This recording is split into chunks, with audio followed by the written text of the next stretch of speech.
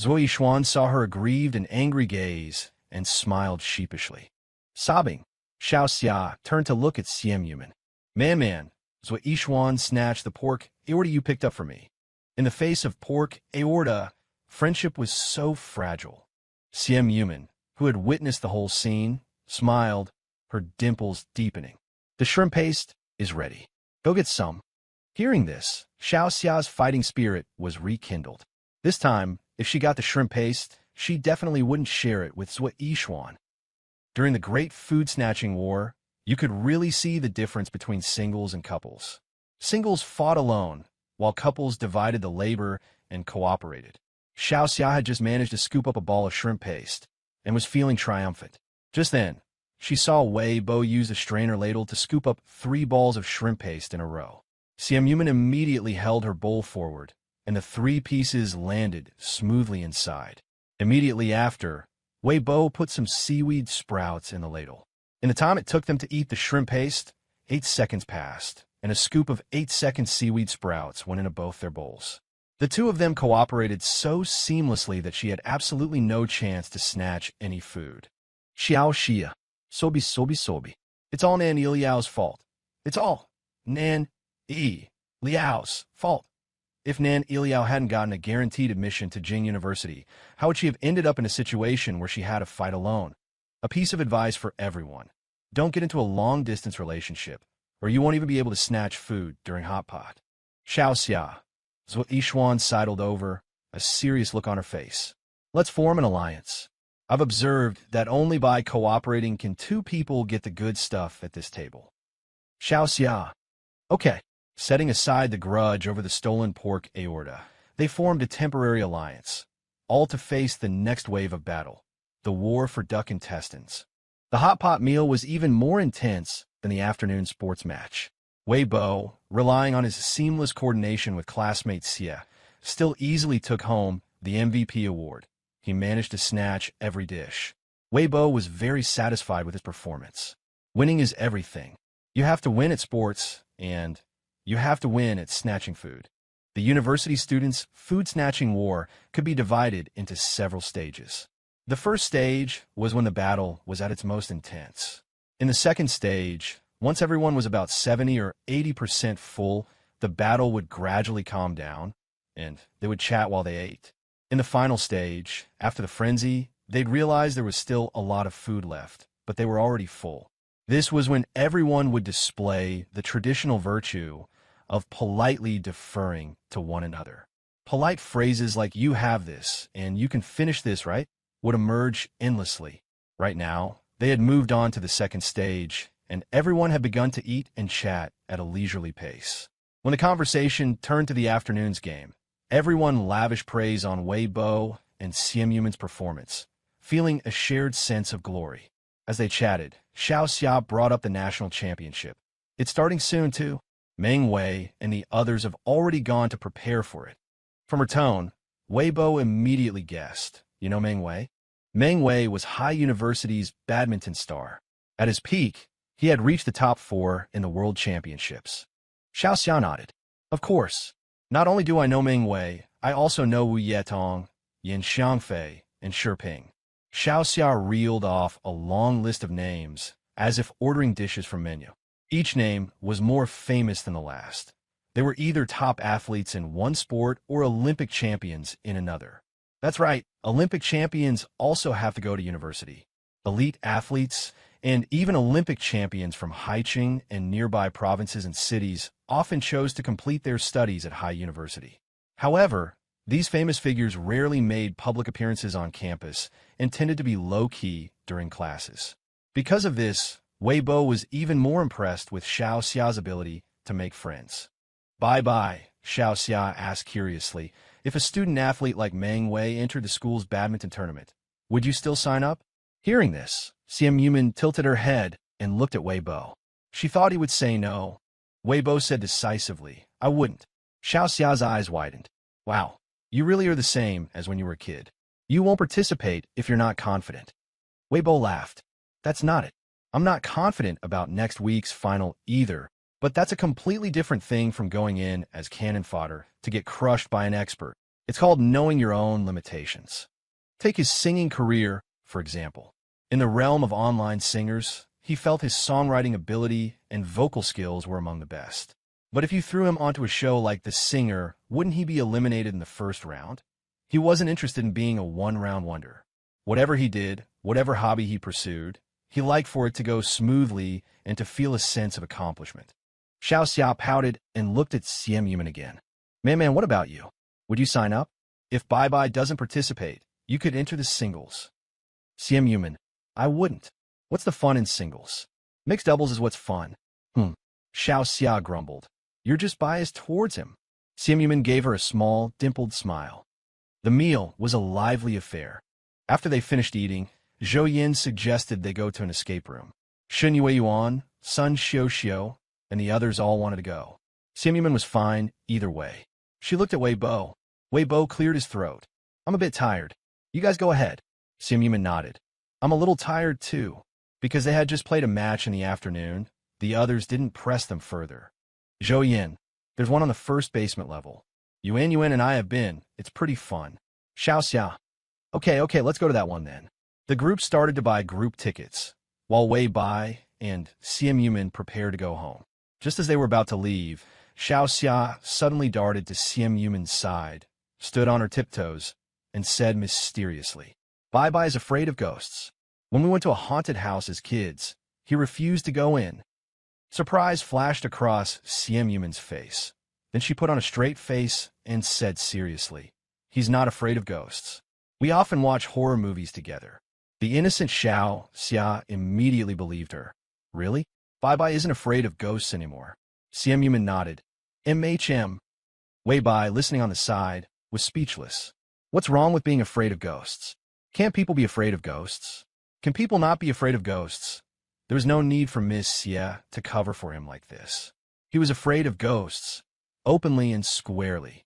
So Wei Bai took Miss Xia's hand and, openly and squarely, quickly left this group of lunatics. Lao Zhou told me after he went last time, Wei Bai quickened his pace, that escape room on the first basement level is a haunted house hybrid. It's especially terrifying.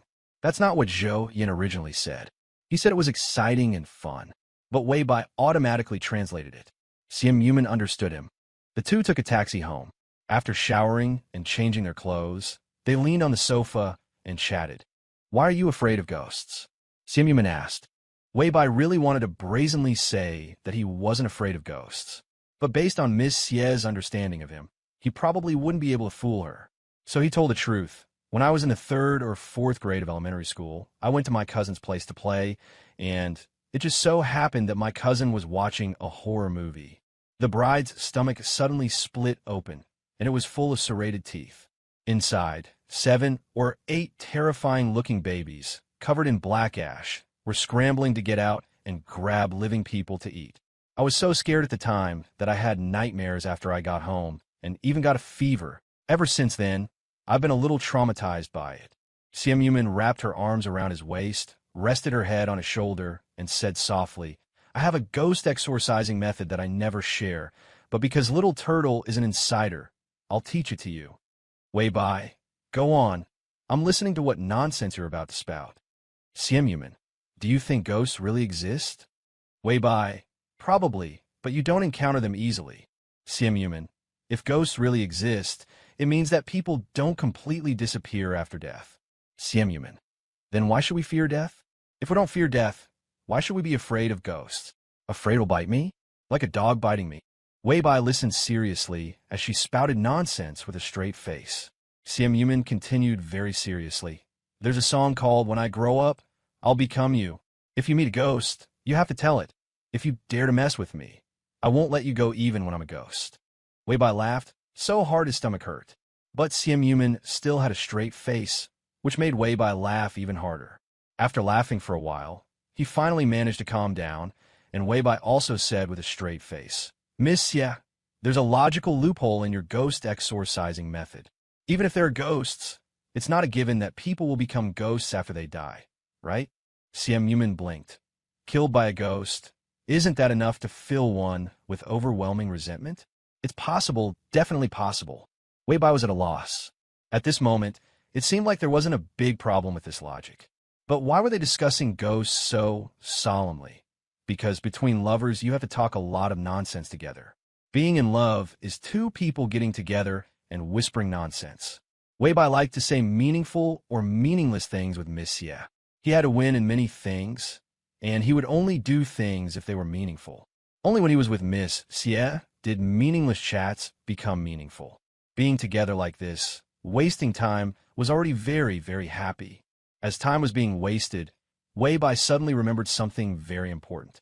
This afternoon, at the badminton court, Weibai hugged her a little tighter and said in a low voice, "How's your staff technique?" Xiam Yuman pressed her head against his chest, her voice taking a melodious turn. It was Monday again, and an 8 a.m. class again. Weibai yawned repeatedly. Pan Kong was surprised. "You didn't go to the escape room with us yesterday. Didn't you go back to rest early? Why are you so sleepy?" Weibai, maybe it's the weather. The weather was a bit gloomy today, and he almost couldn't get up this morning. But he knew that the reason he was so sleepy now was that he had been up very late last night. As for what they were up to and the specifics of how they were up to it, it was not convenient to go into detail. After yawning for half the class, Weibai couldn't take it anymore and simply fell asleep. Just like that, 10-odd minutes passed. Student number 11, please answer this question. In his sleep, he suddenly heard a voice. Someone's being called on to answer question, right? Who was number 11 again? Groggy, Weibai opened his eyes. He glanced over and saw that next to him, Zhou Yan was also sleeping soundly. Who was number 11 again? Weibai saw Pan Kang's anxious face as he frantically poked Zhou Yan, and it suddenly dawned on him. Number 11 is Zhou Yan. He immediately sat up straight and looked at the teacher on the podium. The teacher wore a faint, ambiguous smile. Obviously, the teacher had seen Zhou Yan sleeping. Then came the question. If the teacher saw Zhou Yan sleeping, could he have possibly missed him sleeping too? This teacher, Mr. Chun, had taught them Introduction to Computer Science last semester and was now teaching Computer Organization and Architecture this semester. He had long since matched names to faces. Weibai accidentally met Mr. Chen's gaze and then silently lowered his head. He rarely had moments like this, where he had to look away after making eye contact with a teacher. But life is always full of little accidents. For instance, the 10-odd minutes he slept in class today were a complete accident. Unfortunately, even though he had looked away so quickly, Mr. Chun didn't let him off the hook. Well then, Weibai, why don't you answer the question for student number 11? Weibai resignedly stood up. Sir, I didn't quite hear the question. Could you please repeat it? Mr. Chun, with that same faint smile, asked, which has a greater time cost to handle, a cash miss or a page fault? And why? Weibai breathed a sigh of relief. A page fault has a greater time cost. The reasons are as follows. 1. For a cache miss, the access speed of main memory is only 10 to 100 times that of the cache, a relatively small difference in speed. After answering the entire question in one go, Weibai straightened his back with confidence. Mr. Chin smiled. Pay attention to the questions from now on. Class dismissed. We'll continue in 10 minutes. The moment those words were spoken, Zhou Yan sat bolt upright, as if a switch had been flipped, his face full of excitement. Class is over. The whole class burst out laughing. Weibai? Zhou Yan was bewildered. What's wrong? Weibai shook his head. Nothing. Having spent a lot of time together, he had gradually come to accept Zhou Yan's special skill, only hearing what he wanted to hear to sleep. For example, class is over or time to eat. Finally, the day's classes were over. During the last period, Zhou Yan was asleep again. Weibai, time to eat. Zhou Yan woke up instantly. Eat? Let's go, let's go. Weibai stood up, his face expressionless. What should we eat? Bibimbap with roasted meat. Crispy rice pot. Let's get the duck leg rice. In the end, Weibai had the crispy rice pot. Zhou Yan and Ningguoqiao had duck leg rice, and Pan Kong ate the bibimbap with roasted meat. While they ate, they all played on their phones. It was quiet until Zhou Yan suddenly exclaimed, Brother Bai, the university's Weibo posted about you. Weibai looked up. Weibo. He hadn't even recorded his alumni stories segment yet. What would the university's official account post about him? A teaser? He took Zhou Yan's phone and glanced at it. It was a photo with the caption, Every leap into the air is the image of youth. The photo showed his and classmate Xie's silhouettes from yesterday's badminton match. At that moment, classmate Xie was guarding the front of the net while he was in the middle of a jump smash. You had to admit, even though their faces weren't visible, the photo had a great atmosphere. Wei Bai handed the phone back to Zhou Yin and opened his own Weibo to take another look. This time, he first saved the photo, then scrolled through the comments. Most of them were comments praising how good the two silhouettes looked. There were also some high university students pointing out in the comments that this was the campus belle and the department hottie of the computer science department.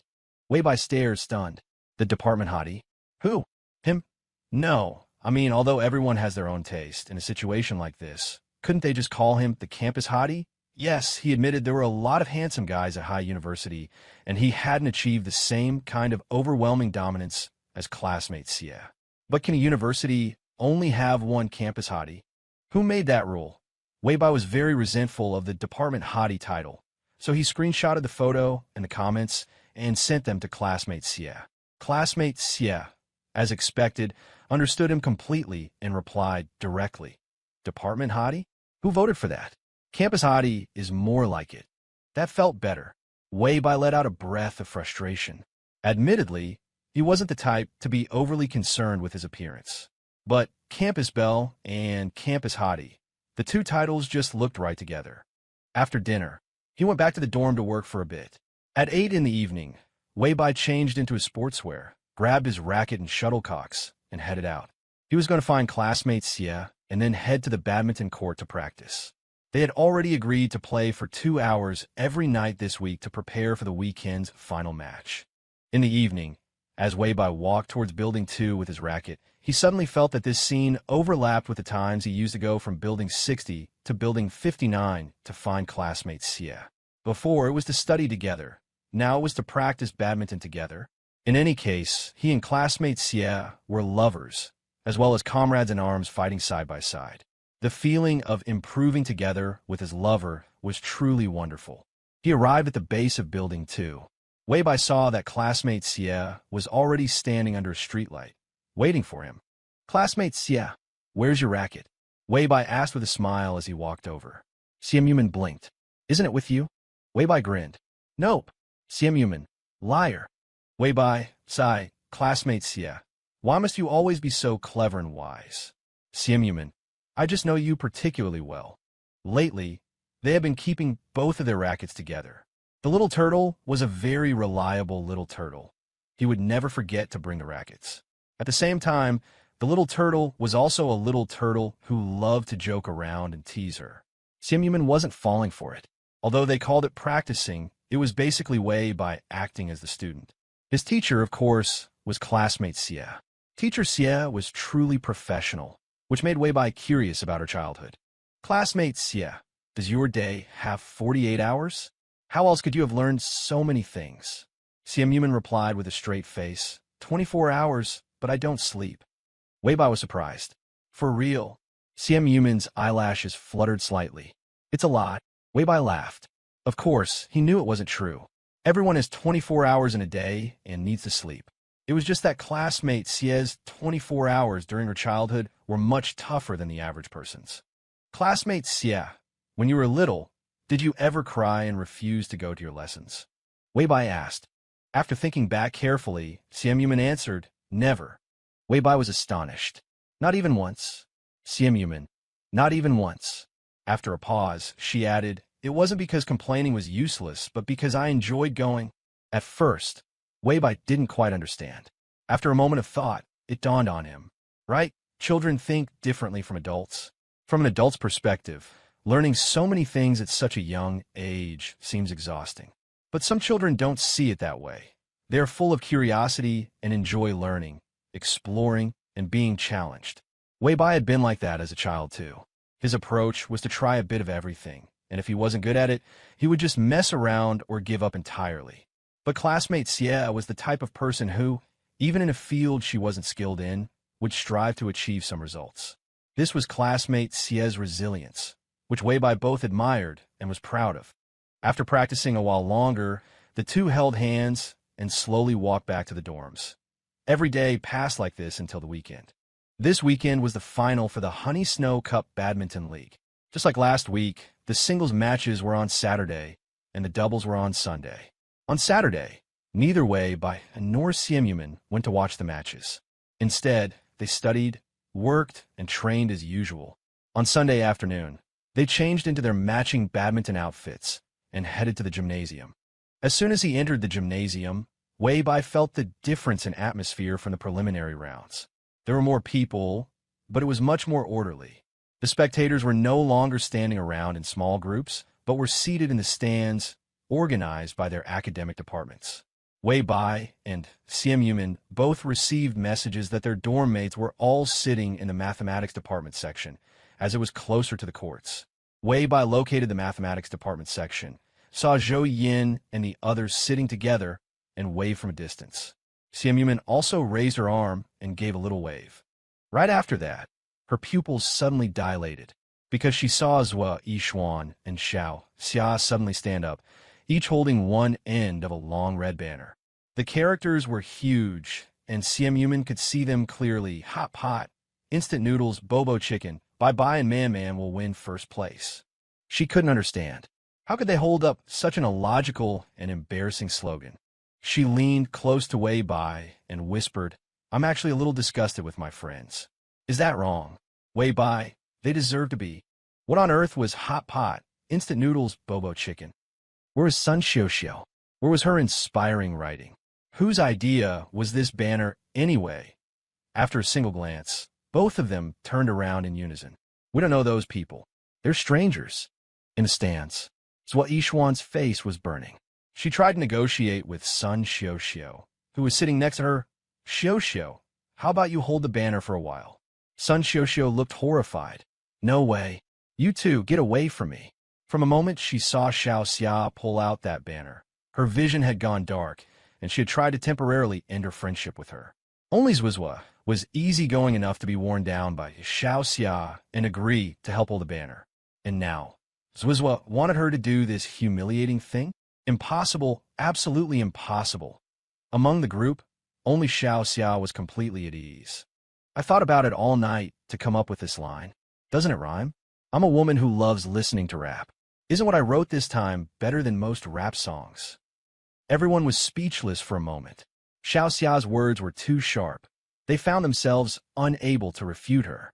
Seeing she had the upper hand, Xiao Xia continued, "We can't hold this banner forever. I brought tape. Let's stick it to the chairs in the first row." Again, everyone was silent. In the end, it was Zhou Yishuan who helped Xiao Xia put up the banner. She felt that sticking on the back of a chair was better than having to hold it. After they finished, she let out a deep sigh of relief. Sun Xiao whispered, "I suspect Xiao Xia wanted to tape up the banner from the start. She was afraid we wouldn't agree, so she first proposed having one person hold it with her." Zhou Yishuan's eyes widened. She turned to look at Xiao Xia, her eyes full of accusation. "Xiao Xia, strategy. This is called strategy." Zhou Yishuan bit her lip, took out her small notebook, and started writing. Xiao Xia said smugly, "See? I have things Zhuizhua can learn from too." Sun Xiao, "I can't take it anymore. I really want to punch you." Xiao Xia, "Come on then. Bring it on." Shen Yueyuan also joined the fray, and the group dissolved into playful chaos. It wasn't until Zhou Yin shouted that the match seemed about to start. Everyone instantly sat up straight, craning their necks to look at the court. This week's competition format was completely different from last week's. First was the group round robin. There were 38 pairs of contestants from the 19 schools of Haida University's Donqiao campus. They were randomly divided into 8 groups, 6 groups of 5 teams, and 2 groups of 4 teams. They would compete in a round robin within their group, meaning each team had to play against every other team in their group once. The format was a 1-game, 11-point system. Points were calculated based on wins and losses, and the top team from each group would advance to the knockout stage. Wei Bo and Siam were in Group 2, which had a total of 5 mixed doubles teams. The pace of the round robin was extremely fast. The quickest matches were over in as little as 5 minutes. With 3 wins and 1 loss, Wei Bo and Siam successfully advanced to the knockout stage as the top team in their group. Seeing Wei Bo and Xian Yumin win their final qualifying match, Zhou Yan, in the audience, was so happy he threw his head back and roared like an ape man. At the referee's table, Zhao Yuan was also quite pleased. Old Dai, I think you're definitely treating me to dinner today. Dai Luan, what's the hurry? The qualifying stage has only just ended, hasn't it? Zhao Yuan laughed. You can already see the signs from their performance in the qualifiers. Dai Luan snorted. I think that team in red is stronger. Zhao Yuan. Yes, they're both very strong. However, he felt Wei Bo and Xian Yumin were the stronger pair. As individuals, they might not achieve much in singles, but in mixed doubles, it was a completely different story. Mixed doubles is all about coordination, and their coordination and chemistry were almost on par with some professional players. Moreover, Zhao Yuan had been paying close attention to them and noticed that, compared to last week, their playstyle had become more diversified. They no longer relied solely on heavy smashes followed by net kills, but often used drop shots from the backcourt followed by quick rush to the net to score, or engaged in fast flat drives. It seemed they had practiced a lot this week. They were certainly still a long way from handling professional competitions, but for this kind of campus tournament, Zhao Yuan felt it was more than enough. Because compared to technique, coordination is what's truly difficult to develop in a short period. Next up were the quarterfinals. A 21-point, best-of-3 game system. The venue began to fill with screams and shouts.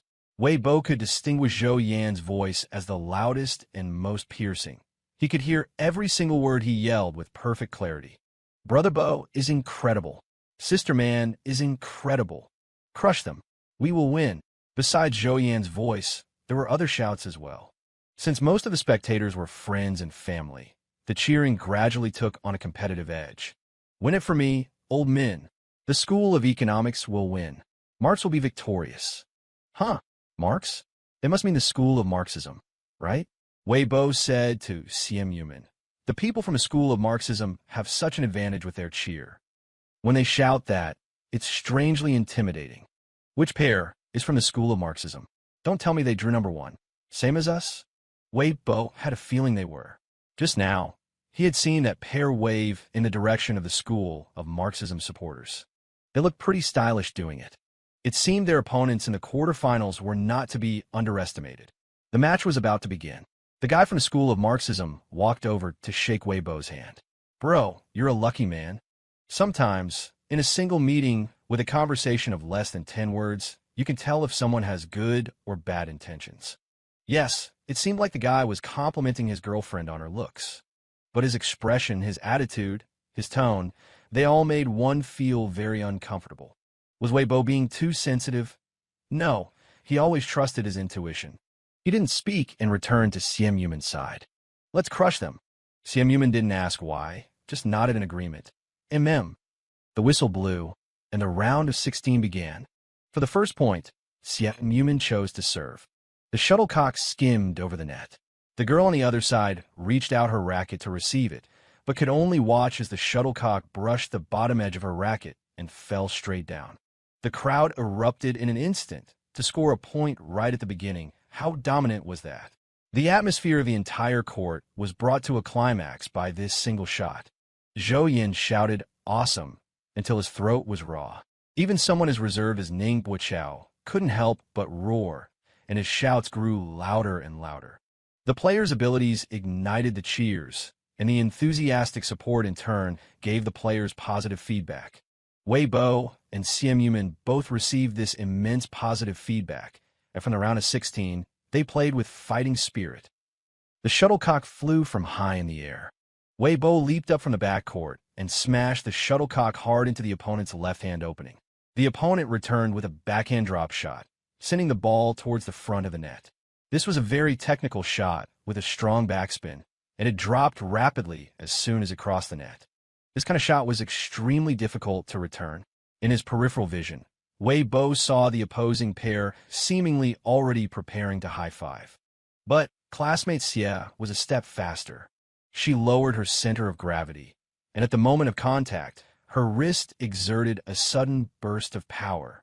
Instantly, the ball flew back to the opponent's front court with its own momentum, an extremely tricky angle, almost grazing the sideline as it fell. Before the shuttlecock even hit the ground, Wei Bo rushed over and high-fived classmate Xie hard. Then, the referee's voice rang out, 2:0. With a fast and decisive style of play, in just over 10 minutes, Wei Bo and Simp quickly took the first game with a score of 21-4. Second game, 21:0. Not a single point lost. The whole court was in an uproar. Even Zhao Yuan and Dai Luan were shocked by their dominance. They're playing that fiercely? Dai Luan asked, do they have a grudge against the other team? Zhao Yuan, I don't know. They don't seem to know each other at all. Dai Luan, not willing to let the other side score a single point this couple. Zhao Yuan, what's wrong with that? What's wrong? In his opinion, in competitive sports, there shouldn't be any letting up or giving points. Giving it your all is the true spirit of competition. Dai Luan actually wanted to say that it was rare to see a couple where both were so ruthless in the amateur division. It was, however, very common among professional players, because among the professional players who could achieve results, none of them were lambs. The quarterfinals ended quickly. The guy from a school of Marxism had shaken hands with Wei Bo before the match started. After it ended, faced with Wei Bo's smiling face, he didn't say a word and left with a gloomy expression. Simp, how rude. Wei Bo, sore loser. Simp, what did he say to you at the beginning of the match? Wei Bo, he said he was going to beat me 21:0. Simp, smiles. They were the first of the 4 pairs to finish. There was still some time before the semifinals. The 2 of them sat on the floor, drinking water and watching the other 3 matches. Wei Bo, the guy in the colorful clothes, is very fast. Simp, the transition from defense to offense is indeed passable. Wei Bo, but the girl in the colorful clothes is a bit of a liability. Simp, yeah, she can't keep up. Wei Bo, but the colorful team will still win. Simp, yeah, the other side is even worse. Their gazes turned to another pair. This match was a bit of a close call. Wei Bo observed for a while and felt that both of the guys in this match were no worse than him. But in mixed doubles, it was meaningless to talk about individuals. The guy in orange uses a lot of deceptive moves. It's quite confusing, Wei Bo said. Deceptive moves in badminton weren't for showing off, but for misleading the opponent. For example, faking a drop shot, but actually pushing, faking a smash, but actually dropping it could cause the opponent to misjudge and move in advance, leading to a wrong position and exposing an opening. This guy's deceptive moves were very smooth. It was obvious that he had practiced them as a tactic. Simp was very calm. Too fake. I can see right through it. Wei Bo smiled. The girl on the other side is easily fooled. Simp, yeah, she's making consecutive mistakes and can't adjust. The 2 of them looked at the last match. In this match, the guy in the red jersey was very dominant. The red team's offense is very oppressive. Wei Bo said his smash just now was very explosive. The other side couldn't return at all. Simp nodded. Powerful and heavy, and his jumping height is also a bit higher. Wei Bo, this guy also does consecutive smashes. He's quite fierce. Being able to grab the high point and execute consecutive smashes every time was still a bit of a threat. As the 2 of them were talking, the winners of the 4 matches had been decided. The red team won 2:1. Wei Bo had a feeling of I knew it. The 2 began to discuss tactics against the red team. Simp was very direct. Don't let him get to the high point. Wei Bo, I'll try to use flat drives and pushes as much as possible, keeping the position below the waist. We can also suddenly change the line of our shots, Simp said. Their front court is weak. Changing the line can make him run all over the court. Wei Bo smiled. Not a big problem. Simp nodded. It's a guaranteed win. Wei Bo laughed. Right, a guaranteed win. He also wanted to be a bit more conservative with his words. But one's words and actions should be based on facts, shouldn't they? Although the red team posed some threat from the situation on the court, as long as he and classmate Xie didn't make any major mistakes, they were sure to take first place. Of course, Wei Bo was also clear that he was being carried by his girlfriend. But if you can be carried by your girlfriend, why not? What? You don't have a girlfriend? Oh, well then. After the quarterfinals, only 4 pairs of contestants were left on the court. At this point, the atmosphere became even more tense. The The surrounding shouts and cheers had completely escalated to the level of inter-college rivalry. Weibai wasn't sure how these college affiliations were calculated. Could it be that everyone dated within their own college? The cheer for him and classmate Xie didn't involve this kind of political-level struggle. First, brother Bai and sister man for first place. First. Weibai was very satisfied with this simple and clear cheer. Yes, they were going to take first place. The further they got, the more the concern over winning and losing weighed on them, especially having reached the semifinals. If they lost this match, wouldn't they have to fight for third place? Who would want to fight for third? Weibai didn't, anyway. His heart was set only on first. He had a good feeling about the draw for this round. Number 1. Weibai turned back and smiled at Simp. 1 was good. He had wanted to draw number 1. So, the question now was, which lucky fourth or third place team would be drawn against them? Weibai quickly found his opponents for this round. It was the guy in the orange shirt, the one with a ton of feints. Weibai gave a friendly greeting. Little Orange couldn't manage a smile. Holy crap, how did he end up drawing this pair of jinxes? The moment he got off the court, he heard people saying that this pair had just played ferociously, not giving their opponents any room to breathe and sealing the match with a strong 2-0 victory. Great, now he and his girlfriend weren't going to get 2-0D as well, were they? Before the match even started, Little Orange could already see his final ranking. If he was lucky, third place. If he was unlucky, fourth. But hey, the match hadn't started yet. No need to crush his own spirit, right? The outcome is not yet decided. We could all be dark horses. Little Orange psyched himself up. He had his own special moves too. His feints were so numerous, so realistic, so magnificent, they were guaranteed to fool those two again and again. Everyone walked to their respective sides of the court. The whistle blew. The semifinals began. Little Orange took half a step back, assuming a ready and waiting posture. At this moment, standing opposite him was High University's strongest couple combination, the little blue team. He had to use all his strength for even a sliver of a chance at victory. Taking a deep breath, Little Orange touched his girlfriend's arm. Let's do our best. His girlfriend was also quite nervous. One reason was the fear of losing. The other was that standing opposite her was the renowned campus belle of High University, Simp. Putting skill aside, the pressure from her beauty was also quite terrifying. Let's do our best. Little Orange's girlfriend said the same, but deep down, she had no confidence at all. Simp was serving. For the first point, Simp didn't go for a killer shot. The shuttlecock spun into the opponent's court, its height just clearing the net.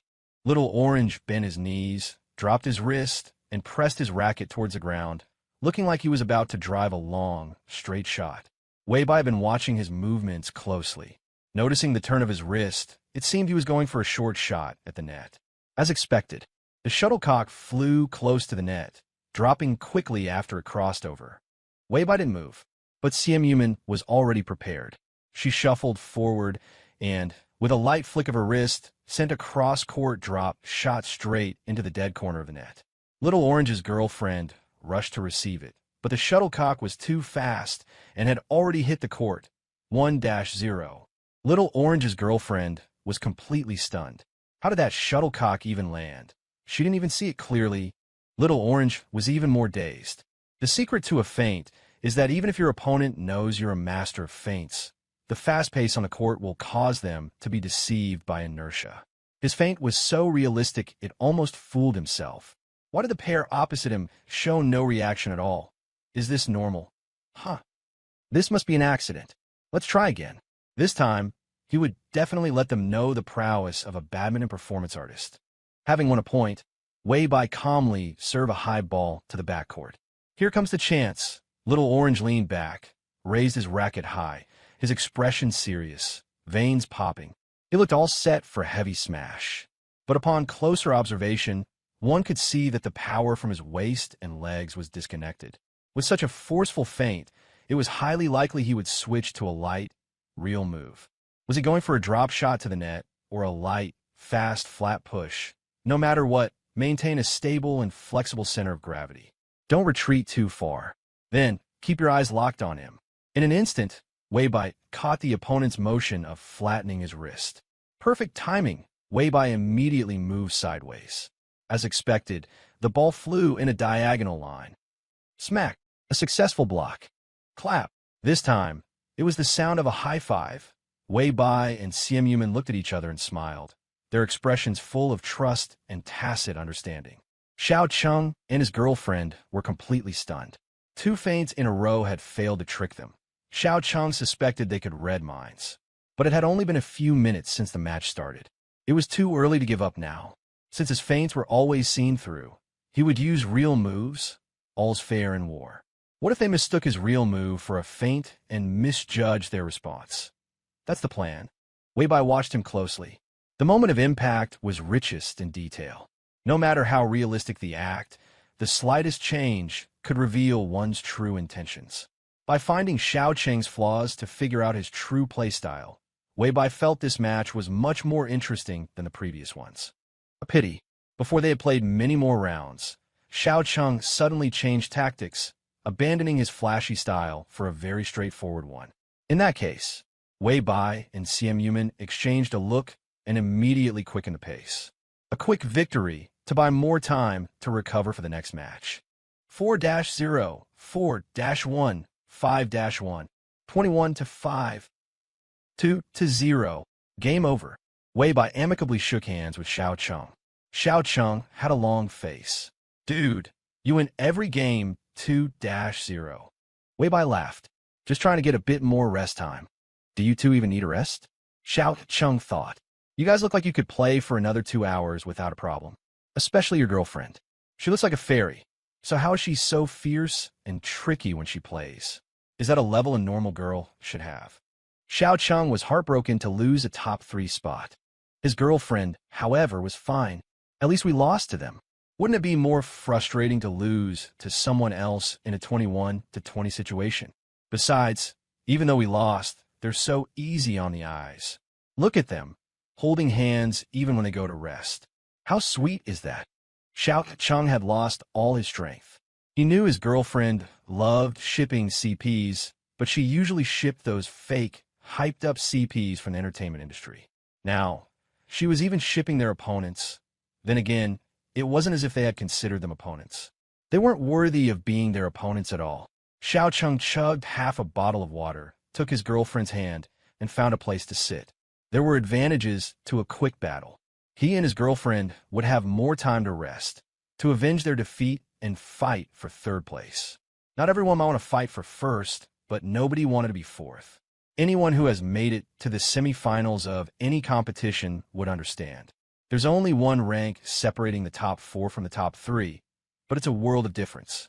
People might remember a competition's champion, runner-up, or even 3rd place, but they would never remember who came in 4th. 4th place doesn't even get a title. It's just 4th place. The top 3 get a group photo, a frame, and a sports gift box corresponding to their rank. 4th place only gets a school-stamped Outstanding Athlete Certificate of Honor. Winning this match meant, at the very least, they wouldn't end up in 4th place, but would lock in a top 2 spot. But Wei Bai and Xiam Yuman's goal had always been clear. 1st place. As they rested, the two of them chatted. We'll definitely be up against the red team later. Xiam Yuman nodded. The clash of red and blue is a tale as old as time. Yeah, now that you mention it, Wei Bai laughed. What a coincidence, it's red versus blue. Xiam Yuman blinked. Red Kuei or blue Kuei? Who do you choose? Wei Bai, shouldn't the question be Shuejian or Long Kuei? Xiam Yuman, Long Kuei is split into 2. Wei Bai, true. I choose red Kuei. He liked the one who could fight. Xiam Yuman, I choose red Kuei too. But we're wearing blue right now. Wei Bai, then I choose the red Kuei who wears blue. Xiam Yuman, the red Kuei who wears blue is blue Kuei. Wei Bai, no, it has to be red Kuei. Blue Kuei cried all the time. He didn't like that. Xiam Yuman, all right then, let's have red Kuei wear blue and blue Kuei wear red. The two chatted nonsense with straight faces, their bodies and minds completely relaxed. Meanwhile, on the court, the red team and the team in colorful shirts were still locked in a fierce battle. Although both Wei Bai and Xiam Yuman thought the red team would win, the colorful team had strong willpower and seemed to be getting more and more in the zone as they played. I'm suddenly a bit nostalgic for the sports days of my childhood. Weibo began. Elementary school, middle school, high school, the sports days all had a kind of feeling like a mini Olympics. How should I put it? That passionate feeling. The students participating in the events all felt like they were representing the entire class and absolutely couldn't lose. Classmates, yeah. Have you heard those stories about people whose shoes fall off, but they still desperately run to the finish line? It really happened when I was in middle school. There was a girl in my class. I remember it was a relay race, and she was the last leg. Her shoe fell off, and she ran to the finish line barefoot. Simp thought of the sports days she had experienced. In retrospect, although she really disliked her school and the atmosphere in the capital, when it came to the sports day, everyone seemed to be exceptionally proactive and hardworking. Even as she remained on the periphery of the crowd, she had to admit that the atmosphere was magical. Universities have sports days too. Simp looked at him and said softly, "If you like, we can participate together next year." Haida University's sports day was in the autumn. Last autumn, they had just enrolled and paid almost no attention to it. Weibo smiled. "I think it's different. Although it's still about competing for first place, in childhood, it was for a sense of collective honor. That's not really emphasized in university." Simp thought for a moment and said, "I only hang out with my roommates. I don't know my other classmates very well." Weibo, thinking back, I think I've only seen our class advisor 3 or 4 times in total. I've seen the counselor a bit more, and usually several classes have lessons together, so the lines between classes aren't very clear. Simp, I'm in class 1, Zwa is in class 2. The more they chatted, the more they strayed from the topic, eventually ending up talking about how many people were in each class. Zhao Yuan passed behind them and happened to hear them discussing the male-to-female ratio in their class. He couldn't help but pat Weibo on the shoulder and remind him, "Shouldn't you be using this time to study your opponents a little more?" Weibo laughed. "I am studying them." The topics he and classmate Xie were discussing were very superficial precisely because they were watching the match while they talked. If the red team scored another 3 points, the winner would be decided. Zhao Yuan didn't know if Weibo was talking nonsense or really studying them. However, in Zhao Yuan's view, whether they studied them or not, first place was pretty much guaranteed. The thought of getting to eat a meal treated by Dai Luan tonight made Zhao Yuan quite happy. "You just started learning too late," Zhao Yuan said to Weibo. "Otherwise, you two could have gone pro." Weibo smiled. "If I had started in elementary school, I would have had to find my girlfriend first." He knew very well that his skills and stamina were nowhere near enough for singles. Zhao Yuan laughed out loud, and then returned to the referee's seat. "What did you just go and say to the contestants?" Dai Luan asked. "You weren't giving them tactical advice, were you?" Zhao Yuan, "What is there to advise? Isn't this a sure win?" Dai Luan wanted to retort with a stubborn, "That's not necessarily true," but at this point in the game, the situation was already very clear. All the mixed doubles matches were completed in one afternoon. The red team's style of play was too physically demanding, and their stamina was already waning before they even reached the finals. Moreover, although Dai Luan disliked couple pairings, he now had to admit that even if the red team's stamina was fine, they had almost no chance of winning against that couple. It seemed that tonight's dinner was a sure thing. He had only said he would treat, but he hadn't specified what they would eat. A bowl of ramen could also be considered a treat, right? On the court, the red team finally won the match 2-1. There was a half-hour break in between. At 5 in the afternoon, the grand final began. By now, Weibo had a relatively comprehensive understanding of his opponents. The male player on the red team was tall and strong, with the steel-like temperament of a professional athlete. He excelled at continuous powerful smashes, but his playing style was too draining. Even after resting for half an hour, his stamina should be insufficient. The female player was more agile and knew many techniques, but compared to classmate Xie, there was a considerable gap in her execution. According to the strategy he and classmate Xie had decided on, they would keep the shuttlecock low and hit more cross-court shots. Weibo was confident. With a determination to win, he lowered his center of gravity and got ready. Number 8. Choose a side or serve. The opponents chose to serve. The first shot was a high clear. This was to move him out of position and create an opportunity for a powerful smash. Weibo judged that De Hong also knew he had a stamina problem. so he wanted to speed up the tempo and try to score quickly with consecutive smashes. Weibo passively moved back to receive the shot. At the same time, following their original strategy, he returned with a flat clear. The trajectory was lower and the speed was faster, angling across the court and forcing the opponent to move. De Hong had clearly anticipated this as well. His footwork was barely disturbed. He pushed off with both legs, leaned his body back, and with a pow, was about to smash it down hard. Here it comes. This flat clear was hit quite low. Smashing it now was not a good choice. But De Hong did it anyway. Weibo judged that the opponents knew his and student Xia's playstyle, so they would risk a heavy smash the moment they gained any initiative. Chapter 457. This is strength. At this moment, Weibo stood diagonally opposite De Hong. The heavy smash came in a diagonal line, clearly aimed at Weibo. Weibo estimated he could defend against this smash. But receiving a heavy smash wasn't just about defending. It was about seizing the opportunity to make the opponent's next shot difficult, or even to make them lose the point directly. Weibo shuffled quickly, feigning to receive the shuttlecock. But at the instant the shuttlecock whistled by, Weibo dodged, quickly vacating his position. Simultaneously, Simp Yuman's forearm supinated rapidly, the face of her racket suddenly changing direction at the moment of contact. The shuttlecock, which should have been met by the strings, instead struck the frame of the racket. The shuttlecock, which should have dropped in a straight line, suddenly twisted, veering diagonally and tumbling just over the net. Thwack! The shuttlecock landed on the floor right beside the opposing female player's racket. 1:0. They had taken the first point of the final. Even Dai Luan was stunned by this play. In a split second, one dodged while the other met the shot. What incredible synergy did that require? Could it be the couples really had a natural advantage in mixed doubles? No. It was more likely that this particular couple was exceptionally special. With coordination like that, Dai Luan muttered, they must have known each other since they were kids, and played badminton together since they were kids. Stop talking about useless things, Zhao Yuan said with a wide grin. Treat me to the seafood buffet tonight. $299 per person, with all-you-can-eat durian. Dai Luan, that's daylight robbery, isn't it? Why $299 a person? What is the 59? A person one not good enough to eat. Zhao Yuan, the $299 one is delicious. Dai Luan, have you had it before? Zhao Yuan, nope. I'm waiting for your treat. Dai Luan. Why were the spectators shouting so loudly? It was just 1 point. Had they won the championship already? So noisy. Zhou Yin had shouted himself hoarse.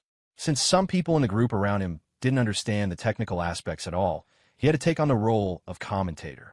Did you see that last shot? He went for a heavy smash against my brother Bai. That shot was definitely to test brother Bai. But then brother Bai pulled a feint, and sister man bled the pace off the shuttlecock. The opponents were completely stunned. What does this show? It shows that when brother Bai pretended to receive the shuttlecock, sister man understood immediately and reacted instantly. This is insane. With synergy at this level, how are the opponents supposed to play? This was the most astonishing play Zhou Yin had seen all afternoon. He thought to himself that if he were on the other side of the net, he'd want to throw down his racket and quit. Quit? What was there left to play? Playing a match against them felt like watching a continuous performance of two hearts beating as one. Damn. Do you think they have some kind of superpower? Zhou Yin looked at Shenyue Yuan. Like one of them can read the other's mind. Shenyue Yuan had a look on her face like she was totally shipping them. I'll ask Man after the match is over. Xiao Xia whispered. Are Zhou Yin and Lil Shun always like this? One was goofy, and the other wasn't much better. Zhou Yishuan nodded. They've always been very sweet. Xiao Xia. Was she talking about whether they were sweet or not? Forget it. There was no explaining it to someone like Zhou Yishuan who had never been in a relationship. Xiao Xia didn't understand the game very well. But that didn't stop her from thinking Wei Bai and Simp Yuman were awesome. Xiao Xia. Bai is going to win again. Nan Iliao. Didn't this set just start? Xiao Xia. They've already won 1 point. Isn't the rest simple? Nan Iliao. Xia Xiaodang. I've discovered you have a kind of blind confidence in Wei Bai, don't you? Xiao Xia. How is it blind? I'm being super objective. Nan Iliao. Nan Iliao. When we get back to Lucheng, I'll ask him for a game of badminton. I'll let you see what real strength is. Xiao Xia. Okay, so I can watch you get crushed by bye-bye, ha. Nano Yao. Whose side are you on? Xiao Xia. It depends on the situation. Wei Bai didn't know that he had become a part of a young couple's playful banter. He was focused solely on the match, continuing the rhythm he and student Xie had established. This was his habit. Even if he was highly confident of winning, he would never slack off and give his opponents an opportunity. Now, the initiative was in their hands. Unlike the previous sets, Wei Bai wasn't playing with as much urgency in this one. Right now, the opponent's stamina was their weakness. If they played too fast, it might give De Hong's team a chance to turn the tables. But if they took it slow, facing their diminishing stamina, De Hong's team would only become more and more anxious. When you're anxious, you're prone to making mistakes. Here it came, as if his entire being was a fully drawn bow. De Hong let loose with a twang. He executed his fourth jump smash of the set. The intended trajectory of this jump smash was toward the sideline. This time, Wei Bai chose to receive it himself. The racket held horizontally before his chest, as if he had perfectly calculated the trajectory. He gently eased his wrist, and the ball floated back lightly. The female player in red was already prepared to receive the ball, but she couldn't get to it in time, watching helplessly as it hit the court. That was Big Red's signature move, the jump smash. It would have been one thing if the opponent had just returned it, but they actually scored a point off it. His partner realized their rhythm had been completely disrupted by the opponents. They were almost powerless to fight back. Opponents like these should be playing in championships. What are they doing in an amateur tournament? They were already 5 points behind. Could they still catch up? Let's try again. After all, we can't just admit defeat, can we? If my stamina hadn't given out, Big Red grumbled, I definitely would have scored that point. His partner, right. The opponent's coordination was too seamless. Even at their peak physical condition, what chance would they have? Besides, Sim Yumin hadn't even started trying yet. She had seen Sim Yumin play a few shots and knew perfectly well that if the other girl really went all out, she and her partner would probably be finished in an instant. I've seen right through their flashy moves, Big Red said, taking a sip of water, his spirits renewed. I'll use all my strength to smash the next shot. They definitely won't be able to return it. His female partner could only agree. I'll do my best to guard the front court. The match continued. 6-1, 17-3, 21-3. Big Red and his partner were utterly crushed. We have to win the next game. Yeah, if we don't, it'll be 2-0. Playing a match that ends 2-0 is so boring. I know, right? If it were me, I'd definitely let them win one game to drag it to a third. That makes the match more exciting to watch. Bro, have you been beaten senseless? You think so? Huh? 2-0. See, I told you. A 2-0 match is so boring. Bro, from our perspective, isn't it 0-2? Can you not put it so harshly? The Haida University badminton final was over. Wei Bai and Sim Yumin had won the championship with a decisive 2-0 score. Note, it was 2-0 in the quarterfinals, 2-0 in the semifinals, and still 2-0 in the grand final. A true best 2 out of 3 that never needed a third game. This was true strength. We won. Wei Bai smiled at Sim Yumin. Sim Yumin also revealed a faint dimple. Yeah. The people from a student union's publicity department who saw this were getting anxious. Seriously, you two are going to be this calm. Aren't you going to high-five, cheer, hug, or even share a passionate kiss on the spot? In such a fervent moment, even a marriage proposal wouldn't be out of place. Being so calm, what am I supposed to photograph and post on Zaihongshu Douyin, our official WeChat account, and Weibo? Right, just this looking at each other and smiling. This works. This is too beautiful, too sweet.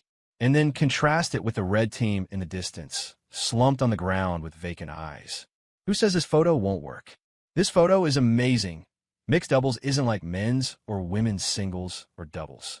Beyond youth, struggle, and passion, it might have something else. What is that something? It's so obvious. Victory. It is always accompanied by fervent cheers and applause. At this moment, Wei Bai and Sim Yumin stood in the center of the court, enjoying it all. You know, you really have to admit it. This feeling was truly wonderful, especially after fighting side by side with classmate Xie and being drenched in sweat, to receive such a youthful, passionate, and pure ovation. The atmosphere was perfect. If this kept up, Wei Bai was even starting to think about playing professional badminton. Huh, professional league. Wasn't he getting carried away? Getting carried away isn't always a bad thing. Letting yourself float a little now and then is good for your mental and physical health. Besides, if you don't get a little carried away when you win, are you even human? Youth is wasted if not lived with a bit of wild abandon. Wei Bai remained on cloud 9 until the end of the award ceremony. During the ceremony, they took a photo with the big red and little orange pair and had a friendly exchange. Wei Bai, we should play together again sometime. Little orange, big red. Silence, commonly known as tacit agreement. Wei Bai was very satisfied. After the awards were given and photos were taken, Zhou Yin and the others all crowded around. A 2-0 score every match. That's so badass. You're unbeatable. We have to celebrate properly tonight. What are the prizes? Open them up and let's see. The whole group gathered around to look at the champion's gift box.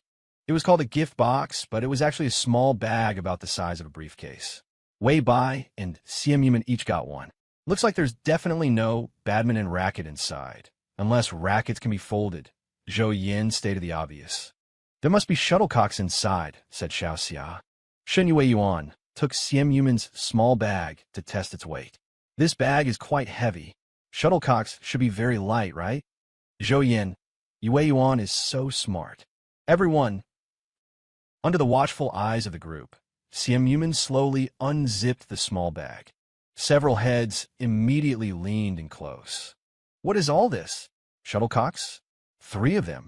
Grip tape, shock-absorbing film. Under wrap, Sun Xiuxiu's eyes grew wider as she looked. In a plastic cup, 2 pairs of socks. That's it, just this. Simp slowly zipped it back up. She really wanted to throw this sports gift box straight into the trash. Everyone turned their heads towards Wei Bai. At this moment, Wei Bai was already stunned by the gifts in classmate Xia's bag. At the same time, he had come to the profound realization that the contents of his bag were surely identical to classmate Xia's. But, as everyone wished, he still unzipped it. Oh yay, not completely identical. For example, the color of the grip tape was different, and the color of the socks was different too. This random combination of colors looked like a random Pinduoduo shipment at a glance. Right? What a champion's gift box. Truly ingenious, unexpected, and a complete bucket of cold water. Xiao Cheng and Xiao Cheng's girlfriend came over to compare notes with Wei Bai. I have this and that in my bag, what about you? This comparison made Wei Bai even more disheartened. The only difference between the champions and the third-place winner's prize was 2 shuttlecocks. In other words, only 1 shuttlecock different from the runner-up. The number of shuttlecocks was like their rankings in reverse. So distinct, and yet so defeating. In an instant, Wei Bai's high was over, because he now understood a certain truth. He was playing in an amateur tournament, and the highest achievement in this amateur tournament was only worth 3 shuttlecocks. Not to mention the grip tape and badminton socks. He wouldn't even use them if they were given to him for free. Sometimes the line between joy and sorrow is a thin one.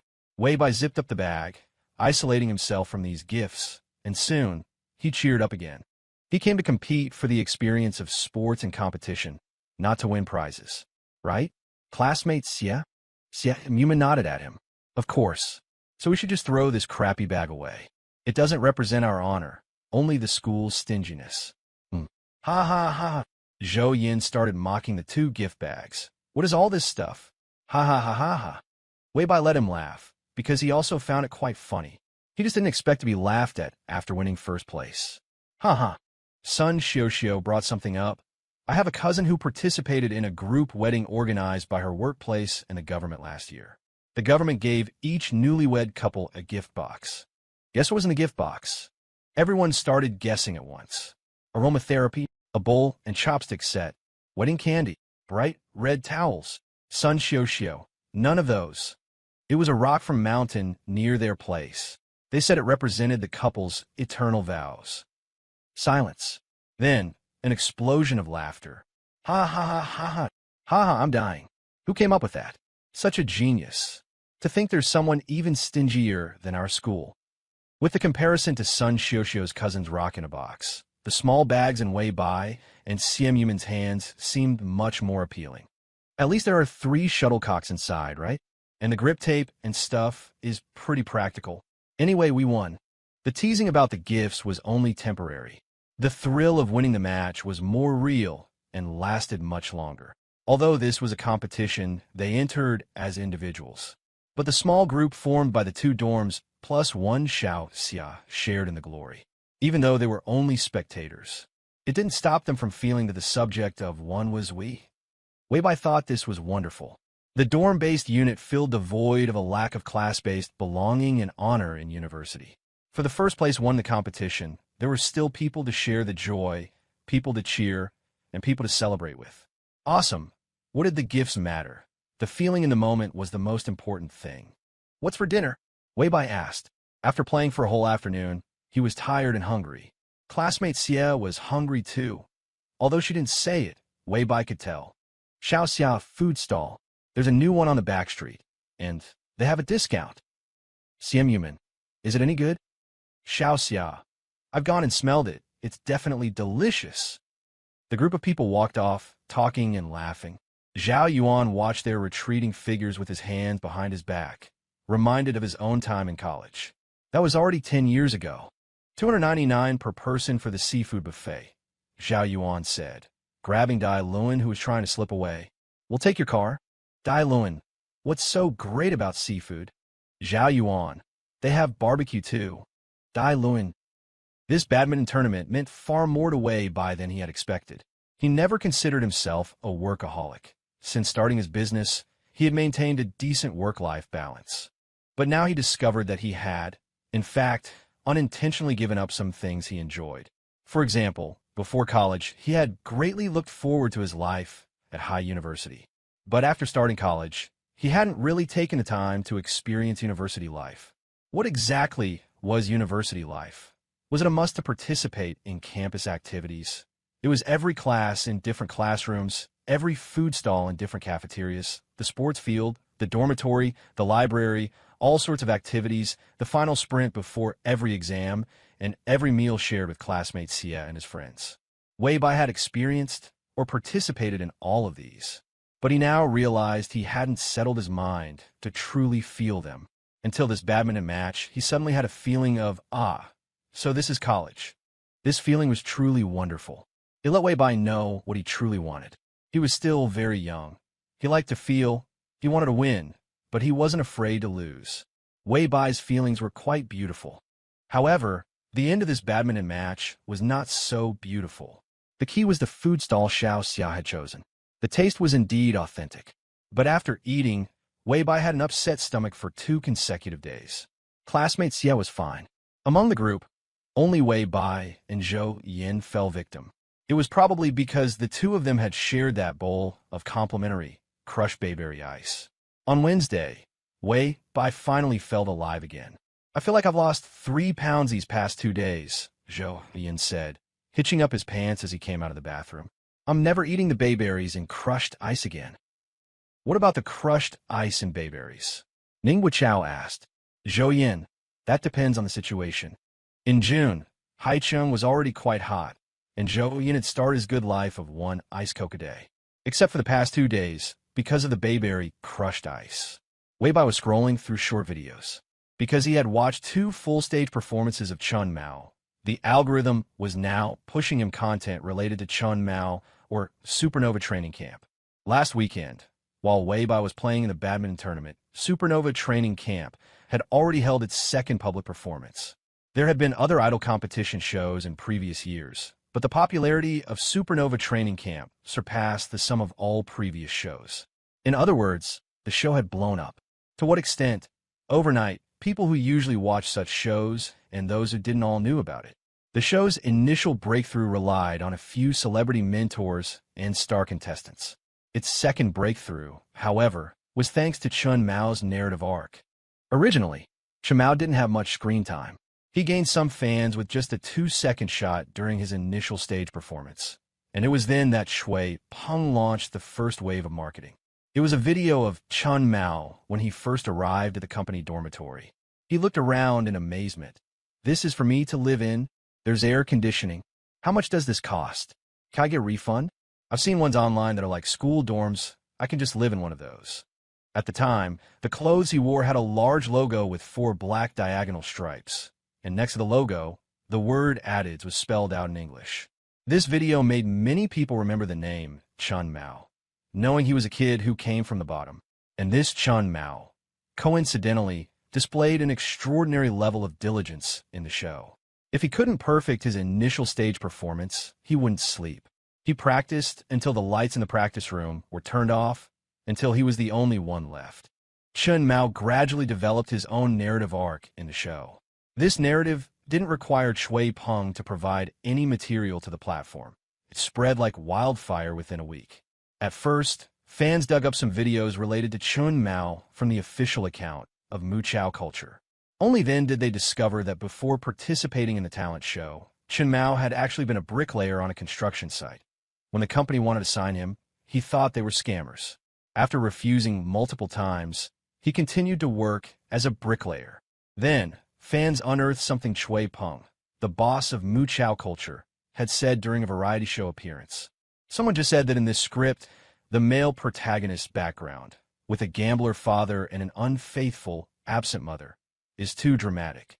I recently signed a kid whose family background is very similar to this male lead's, perhaps even worse. The male lead you wrote at least has a cousin to help him. The kid I signed dropped out of high school to support his younger sister who is still in middle school. He's from my hometown, Lucheng. When I found him, he was laying bricks on a construction site. So what I want to say is, drama comes from reality. I don't think there's any problem with this male lead's identity setting. The old videos from Mu Chao's official account, combined with Chui Peng's words, caused the name Chun Mao to instantly explode across the internet. More and more passers-by were drawn to watch Supernova Training Camp.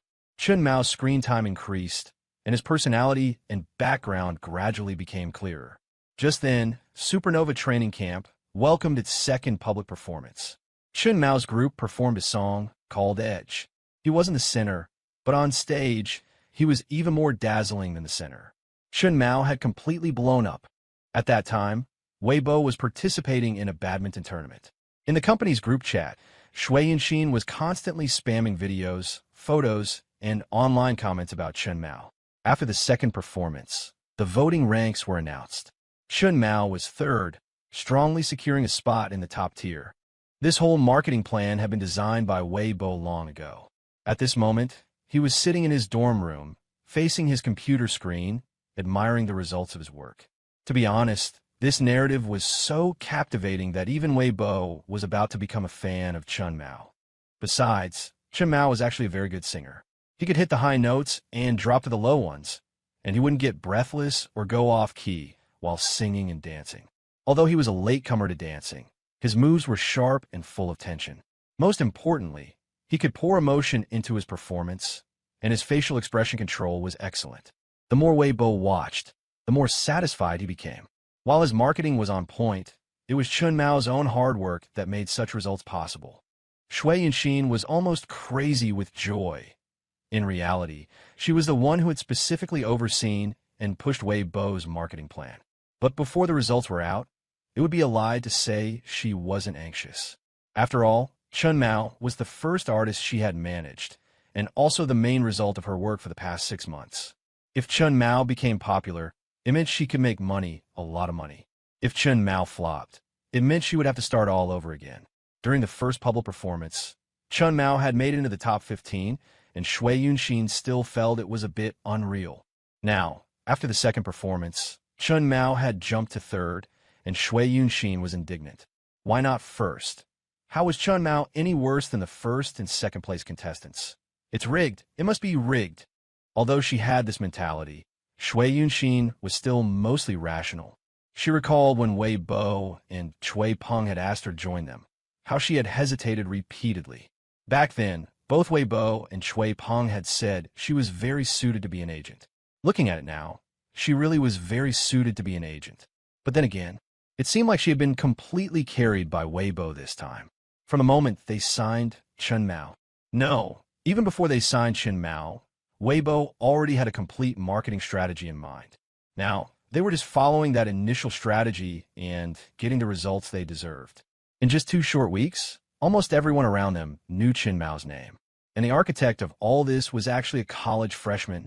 Junior Weibo is terrifyingly capable, Shui Yunxin exclaimed with emotion. With the opportunity to work with such an outstanding person, she had to work even harder. Sisters, don't miss out on this Chun Mao. Shui Yunxin switched accounts and posted, exposing the inside story of Supernova Training Camp. He's a natural-born king of the stage, but only got a 1-second shot in his first performance. Then she switched accounts and posted again. This is a Brother Mao visual appreciation post. I'm a shallow person, purely attracted by Brother Mao's looks. As everyone knows, guys don't really watch male idol survival shows. But for the past 2 days, the dorm room was always talking about Chun Mao. This was mainly because of Zhou Yan, who had developed a bit of jealousy. Brother Bo, why didn't you send me to this show back then? I can dance too, and I'm a student at High University. That tag would definitely make me popular, right? Weibo, High University is a tag that gets popular easily on social media, but it doesn't attract many fans in a survival show. Besides, could you handle the hardships of a survival show? Chun Mao only sleeps 3 or 4 hours a day. As soon as Zhou Yan heard this, he shut up. Sleep 3 hours a day? What's the point of living? Weibo added, you also have to constantly maintain your figure, eat less, and exercise more. Zhou Yan retreated to his desk. Can't eat good food? Might as well be dead. Weibo, oh right, the fans of these idols are basically all female, so you can't date before you transition your career. Zhou Yan was completely silenced. The need for young people to date is human nature. Not allowing dating is suppressing human desire. Can you even live without desires? Might as well be dead. Being an idol really isn't easy, Zhou Yan said. Weibo smiled. You can earn an unimaginable amount of money after you get famous. You have to pay a price, right? Zhou Yan thought for a moment. It's still better to be an internet celebrity. For someone like him who lacked ambition and was fond of eating and lazing around, being an internet celebrity was good enough. The weekend arrived quickly. After class on Friday afternoon, Weibo and Simp went grocery shopping and cooked together. Tonight, they made a simple and delicious pork cutlet rice. After eating, the two of them watched Supernova Training Camp together. There was no public performance this week. The show's content was about their daily training life. On the show, the daily training time was about 15 hours, a training intensity that could be described as demonic. Besides showcasing the training, the show also had to present the interactions between the contestants. This part of the interaction was also key to attracting fans. Weibo learned that many fans of talent shows were actually fans of the contestants' personalities. Chun Mao was very serious during training, but liked to zone out and was a bit dazed during breaks. Coupled with his innocent clarity, as if he hadn't seen the world, his genuine personality was very likable. After watching for a while, Weibo noticed that classmate Xie was getting a bit restless. So many handsome guys of all different styles, and classmate Xie is this uninterested? Weibo pressed pause. Classmate Xie, but don't like this show? Simp yawned. Yeah, it's boring. Weibo. Then how about we watch the previous episode? That one has stage performances. Simp was interested in music and the stage, so she nodded. This time, they watched the performance-only version. The first thing they saw was the stage performance of Chun Mao's group. Simp managed to finish watching the 3-minute-plus performance. With the backing track removed, it would be unlistenable, she said expressionlessly. Everyone's pitch is off. The dancing, too, she said. Many of the moves aren't executed properly. Weibo could also hear the pitch problems, but pitch could be affected by many factors, like the live setting or the in-ear monitors. He had heard Chun Mao sing in the practice room and didn't think he had a major problem. As for the dancing, he was a layman just watching for fun, so he could only get a general idea. Classmate Xie, is Chun Mao's dancing a big problem? Weibo asked. Simp, he's the best among this group. They watched a few more videos. This time, without Simp having to say anything, Weibo could also see that a few people stood out in their dancing. Rong Zhao's overall skill is the strongest, Weibo sighed. No wonder he's number one. Simp, he's just so. That sentence, that tone. Weibo suddenly remembered that classmate Xie could both sing and dance. He had never seen classmate Xie dance before. Weibo suddenly felt an itch of curiosity, looking at classmate Xie with expectant eyes. Xian Yuman? Hmm? Way by. Classmate Xie. I remember back in high school, you often went dancing on weekends to de-stress. Xian Yuman. Yeah. Way by. Xian Yuman suddenly stood up. I'm going to change. As she spoke, she walked towards her room. Change into what? It couldn't be a dance outfit, could it? Classmate Xie was going to dance for him. Weibai looked at the door to classmate Xie's room again and again, waiting for the anticipated figure to appear. The door made a sound. Weibai quickly widened his eyes. Classmate Xie walked out. What was she wearing? A blouse with a bow tie, a plaid skirt, white knee-high socks, and small leather shoes. So pure, so cute. Why was she dressed like this? Under Weibai's puzzled gaze, Xian Yuman walked to the front of the TV. She held her phone and tapped a screencast. Soon, the theme song for Supernova Training Camp appeared on the TV screen. The intro began to play. Xian Yuman tilted her head slightly, her eyes smiling, so sweet that Weibai's heart felt like popping candy. Just 2 beats into the intro, Xian Yuman's feet hopped lightly to the drumbeat as she raised a hand, her fingertips tracing a line from her collarbone to her shoulder. When she turned, the hem of her skirt swung in an arc, and her long, straight black hair swayed with the movement, as if every strand was dancing. Hey, getting closer to you in the next second, the dream is ready. Show you my heart will never give up. Every leap and turn seemed to land on the beat of one's heart. Her voice as crisp and pleasant as lemon soda.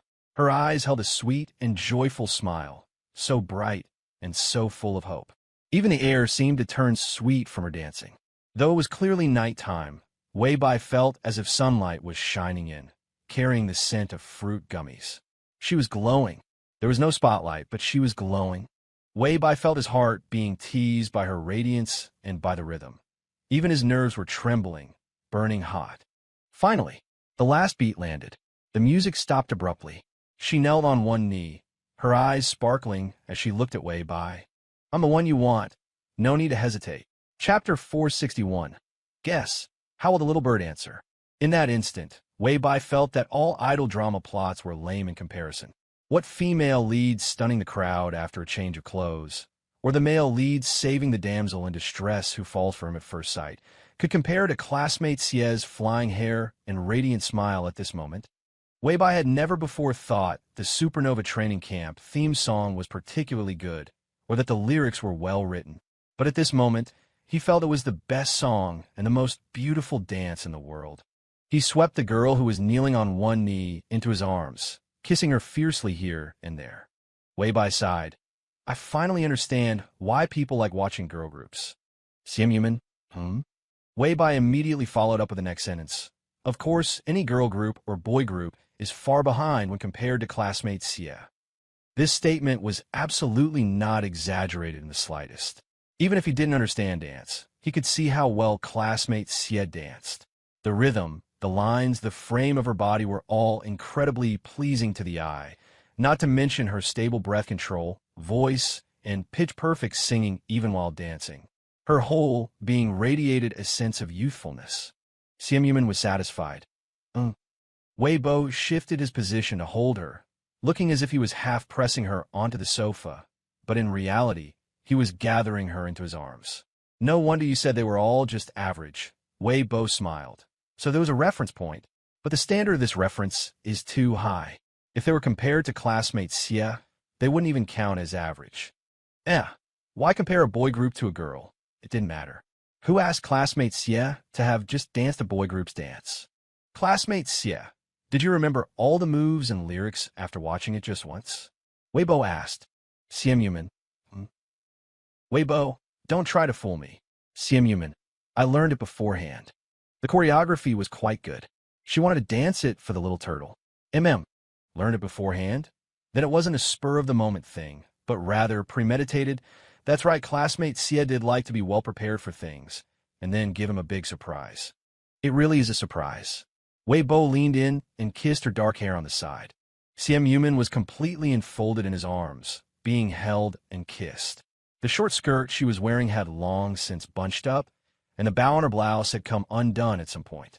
A hand began to climb up from below, leaving a trail of unconscious warmth and a blush like rosy clouds with every inch of skin it passed over. What happened next is not for public viewing. Weibo knew very well whether a boy group dance looked good. For this reason, when he went to Makeo Culture to write songs on Saturday, he changed his usual style and wrote a powerful, upbeat song. This song definitely couldn't be sung and danced by classmate Sia, because classmate Sia had clearly stated she didn't want to show her face. So it was better to save it for Chun Mao, for his boy group to sing when he successfully debuted. After a busy day at Makeo Culture on Saturday, he went to Lingxi in the evening. On Sunday morning, Weibo and classmate Sia went for a morning run together, then went to the market street they had visited before for breakfast. Having learned from last time that they didn't want to buy anything after eating their fill, this time they shopped first and ate later. They bought some fruits, pastries, fresh vegetables, and beef, and ate scallion pancakes and small wontons. It was a very comfortable morning. They moved at a leisurely pace like many couples, enjoying the simple, everyday atmosphere. After breakfast, they unhurriedly went home. By this time, it was already past 10 o'clock. Looks like we can skip lunch. Weibo laughed. Yumin nodded. We can eat earlier in the afternoon. I'll make clear stewed beef ribs with a spicy, sour, and sweet sauce. Weibo was surprised. Is the flavor of the sauce that complex? Yumin was very confident about this sauce. Weibo couldn't quite imagine what a sour, sweet, spicy, and fragrant sauce would taste like. But if classmate CS said it was delicious, then it should be fine, right? Having just finished breakfast, his stomach wasn't interested in beef ribs, but it was very interested in fruit. Weibo went to wash the peaches and then cut them into small pieces. He had never liked biting into apples or peaches since he was a child, so Ms. would cut them into small pieces for him to eat with a toothpick. This habit had remained with him to this day. Weibo cut fruits like apples, peaches, and pears into small pieces to eat. The fruit plate was newly bought by classmate Sia. It was made of transparent acrylic and looked very high quality. It was the first time Weibo had seen this kind of fruit plate. Looking at it alone, it didn't seem like a fruit plate, but as soon as the fruit was placed on it, it instantly presented a wonderful fruit tension. Carrying the fruit plate, the two went into the study to begin their day's study session. The final exams were at the end of June, and there was a lot of homework to do and courses to speed through this month. However, Weibo had already made a detailed schedule, and everything was still under control. Needless to say, Yumin never considered the problem of whether she would fail a course. She only considered getting first place. Time always passed especially quickly when studying. Before they knew it, the afternoon had passed just like that. At 5 in the afternoon, Weibo ate the exceptionally fragrant clear stewed beef ribs with the sour, sweet, spicy, and fragrant dipping sauce. It was indeed sour, sweet, fragrant, and spicy, a perfect match for the beef ribs. Weibo admired classmate Xia's intuition for cooking. Although classmate Xia said she made it after watching a tutorial. But Weibo thought that if he had come across a tutorial for such a strange-tasting recipe, he most likely wouldn't have tried it. After dinner, they continued to study. It wasn't until after 10 o'clock that the two went downstairs to play a bit of badminton. After returning home, they played 2 rounds of PUBG. A glance at the time showed it was already 12 o'clock. How does time pass so quickly? Weibo exclaimed. Yumin strongly agreed. The weekend always passed by in a flash. Monday was the complete opposite. The speed at which time flows is objective. However, humanity's perception of the passage of time is very subjective. Tomorrow was the wretched Monday again, the wretched 8 a.m. class. Sunday night is the time when you least want to sleep, Weibai sighed. Yumin. Then let's not sleep. We can play a game. He was just saying. Did student Xia actually want to do it for real? Of course, Weibai wouldn't agree. Sleep. Yumin's tone was full of regret. But I haven't gotten the chicken dinner yet. Weibai? Don't think he didn't know what haven't gotten the chicken dinner yet meant. He was no longer the Weibai of the past. Now, he had a comprehensive grasp and understanding of student Xia's linguistic system. Stop fooling around. Let's sleep. Weibai pressed her head against his chest. Pressed closely against him, student Xia didn't make any other moves, appearing very obedient. Weibai breathed a sigh of relief and closed his eyes. Can't stay up late. Have an 8 a.m. class tomorrow. But just as he closed his eyes, he heard student Xia speaking softly, her tone long and drawn out. A little bird built a nest with grass in a tree by the river. One day, the wind blew the bird's nest into the river. The river god appeared and asked the little bird, "Was it a golden nest or a silver nest that you dropped?" "Guess." How would the little bird answer? Simp soon found out how the little bird answered. Before bed, Wei Bai's voice was leisurely. "Student Xie, where do you get so many tricks?" Simp rested her head on his shoulder. "You don't like it?" Wei Bai. What man wouldn't like it? But it was already 1 o'clock, and he had an 8 a.m. class tomorrow. An 8 a.m. class. Did anyone still remember that he was a pure and innocent university student? Early Monday morning, Wei Bai was so sleepy he couldn't stop yawning. He kind of understood why from then on, the king did not hold morning court. Probably because he couldn't get up, but a king could skip morning court, but a university student couldn't skip his 8 a.m. class. The 8 a.m. class, a university student's nightmare. Gradually slumping over, Wei Bai could no longer remember how he managed to wake up at 6-something every day in high school, still full of energy.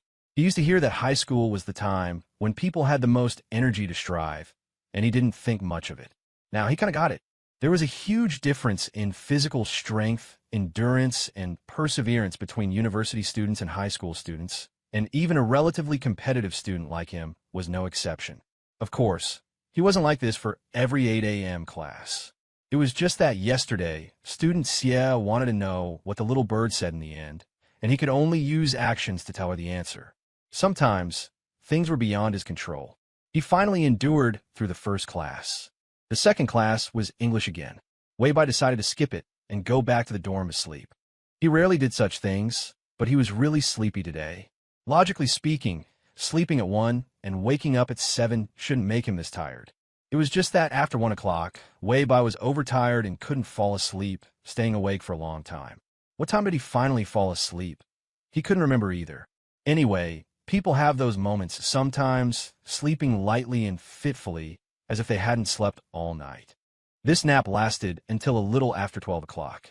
Waking up, Wei Bai saw a duck leg rice on his desk. "Who bought this?"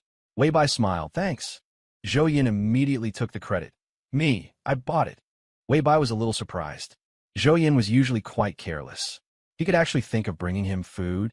Zhou Yin faltered under his questioning gaze. "I bought it after Chower reminded me." Wei Bai nodded. Now, that was normal. "Where's Chower?" Wei Bai asked. Pan Kang's mouth was full of rice. He wanted to eat with Senior Shui Yunxin. Wei Bai was very gratified. "That's good, really." Zhou Yin couldn't understand. Who would want to eat with their boss? All Shui Yunxin cares about day in and day out is data. I take a detour whenever I see her. This is the difference between you and Chower. Wei Bai took the opportunity to PUA. "You live in the same dorm. How can your work attitudes be so different?" Zhou Yin, "Cut it out. You're talking to the sales champion about attitude." Wei Bai, "I'm a sales champion, right?" Zhou Yin, "I'm the internet celebrity sales champion. What about it?" Wei Bai, "Wow, you're so amazing." Hearing Zhou Yin mention the internet celebrity thing, he thought of Lin Shanshan again, as Chui Peng gradually handed over the artist to Shui Yunxin. And Chun Mao was at a critical moment. Shui Yunxin's time and energy were simply not enough. Therefore, they hadn't found anyone to shoot and edit for Lin Shanshan, and her account hadn't taken off. The person Mu Chao hired last time from an MCN was all show and no substance. His skills were even worse than Zhou Yan's, and Chui Peng advised him to leave. It seemed that Mu Chao had too few talented people and still needed to recruit and cultivate them. Thinking of this, Wei Bai took the opportunity to chat with Chui Peng about this matter while eating. Unexpectedly, the two of them had the same idea.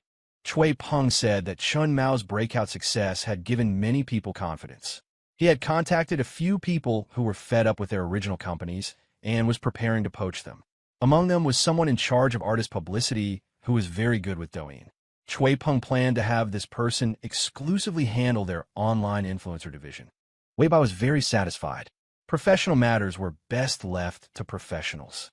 Chui Peng was both professional and well-connected. Wei Bai had no need to worry about Makeo's development at all.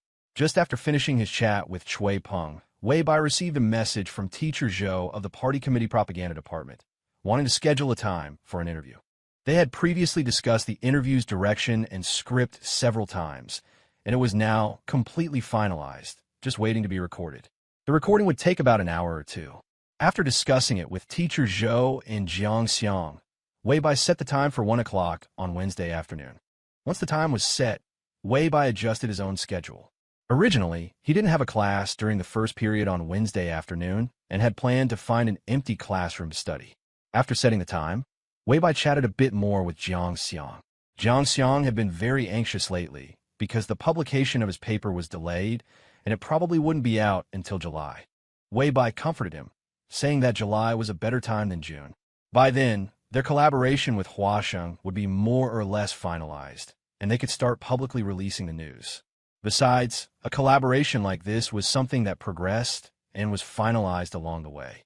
For instance, Huasheng had already opened its database to Lingxi. With the support of a large amount of data, Jiang Xiang was holed up in the lab day in and day out, racing against time to improve the performance stability of the new material. Because he wanted to make the results more impressive before the paper was published, Jiang Xiang and the entire Lingxi team had been exhausted lately. Wei Bai was still a complete rookie on the technical side and couldn't be of much help. He could only clear the path ahead for them. Now that the paper wouldn't be published until July, they had a bit more time. Wei Bai, bro, your health is the most important thing. There are still many big battles ahead. You can't afford to risk your life every time. Jiang Xiang actually understood this principle. It was just that he had worked so hard for so many years and had finally encountered an opportunity with the right time, place, and people, and he really wanted to seize it. Jiang Xiang, I'll take a nap right now. He said that, but he was actually planning to go straight to the lab after finishing his meal. Wei Bai, that's more like it. If you collapse, I can't take your place. Jiang Xiang's motion of shoveling food into his mouth suddenly stopped. That sentence sent a cold sweat through him. All along, he had felt that Wei Bai was incredibly trustworthy, that no matter what happened, Wei Bai could handle it. But he had overlooked the fact that Wei Bai was only a freshman and hadn't even touched the entry-level threshold of the field, technically speaking. As for people like Yu Hugwang and Lu Chong, they were good soldiers, but they could in no way support the entire project on their own. Jiang Xiang slowed down his eating. He had to get some sleep later, some proper sleep. Otherwise, if he collapsed, Lingxi would be in big trouble. Jiang Xiang, I'll definitely sleep. Only then was Wei Bai satisfied. Jiang Xiang was a rare talent, but he worked himself to the bone. If he didn't scare him from time to time, Wei Bai worried the man would skip sleep and meals to stay in the lab day and night. After waking up from a good sleep, eating his fill, arranging his upcoming work, and adjusting his schedule, Wei Bai was revived. He picked up his phone and opened his chat with classmate Xie. Wei Bai decided to be a little mischievous too. Little turtle, miss you so much. Little turtle, oops my bad. The first two words are switched. Classmate Xie didn't reply for a long time. After a few minutes, she finally sent back a meaningful emoji. Wei Bai felt great. So this is how fun it is to be mischievous. No wonder classmate Xie was always so cheeky. It was fun. He'd do it more. He'd do it again in the future. After a deep sleep and finding joy in his own mischievousness, Wei Bai's work and study efficiency in the afternoon was very high. For 2 consecutive days, Wei Bai would be mischievous to varying degrees from time to time. He was finally destroyed during a game of badminton with classmate Xie on Tuesday night. How bad was the beating? By the end, Wei Bai could barely lift his arm. It was because classmate Xie had controlled the pace the entire time, causing him to overexert himself. Wei Bai was heartbroken. Classmate Xie, you mean you've been going easy on me all this time? If she played like this every time, he probably wouldn't have one even once, right? Simp said flatly, not really. She hadn't deliberately let him win. She just hadn't gone all out like she did tonight. Simp discreetly rubbed her tired arm, certain it would be sore tomorrow. Wei Bai accused. Then why did you up the intensity today? Simp's lips curled. You don't know the reason? Wei Bai played dumb. I don't. Simp, Monday noon. Miss me so much. Monday night. Compared to this melody, I prefer a moving vibrato. Tuesday noon. I thought loving me only required heart. I didn't realize it also required effort. With a half smile, Simp paused, then continued. So, tonight, I let you use some effort. Wei Bai expressed that he had indeed used a lot of strength. Under student Xie's dominant control, he had no choice but to. On the badminton court, Wei Bai admitted he had temporarily lost a round. A gentleman's revenge is never too late. Today's shame would be repaid on the weekend, on the bed, on the table, on the sofa. For now, he would avoid her sharp edge and just wait for the weekend. Although one arm was weak, the other was still very strong. Wei Bai wrapped his left arm around student Xie's shoulder and walked towards the dormitory building. Student Xie, is your arm okay? It's fine. I don't believe you. Wei Bai snickered to himself. Although he had been crushed tonight, student Xie must have also paid a huge price. By tomorrow, her right arm would surely be as sore as his. Why was he happy? Shouldn't he be feeling sorry for her? If you have such thoughts, it just means you'll understand once you're in a relationship. When two people are together, sometimes you do feel sorry for them, but other times you definitely take pleasure in their misfortune. The latter is more fun than the former, and a moderate amount is beneficial for promoting a couple's relationship. For example, once before, while he was lost in thought, he threw a newly bought drink into the trash, like it was garbage, and student Xie laughed at him for days. Later, he discovered that student Xie, in a daze one morning, had put her t-shirt on inside out, and he also laughed at her for days. Being in a relationship is like this. It's having a mutual understanding and shy expectations, but it's also lighthearted and fun, like two little kids. Wei Bai thought of Old Wei and Ms. Wu.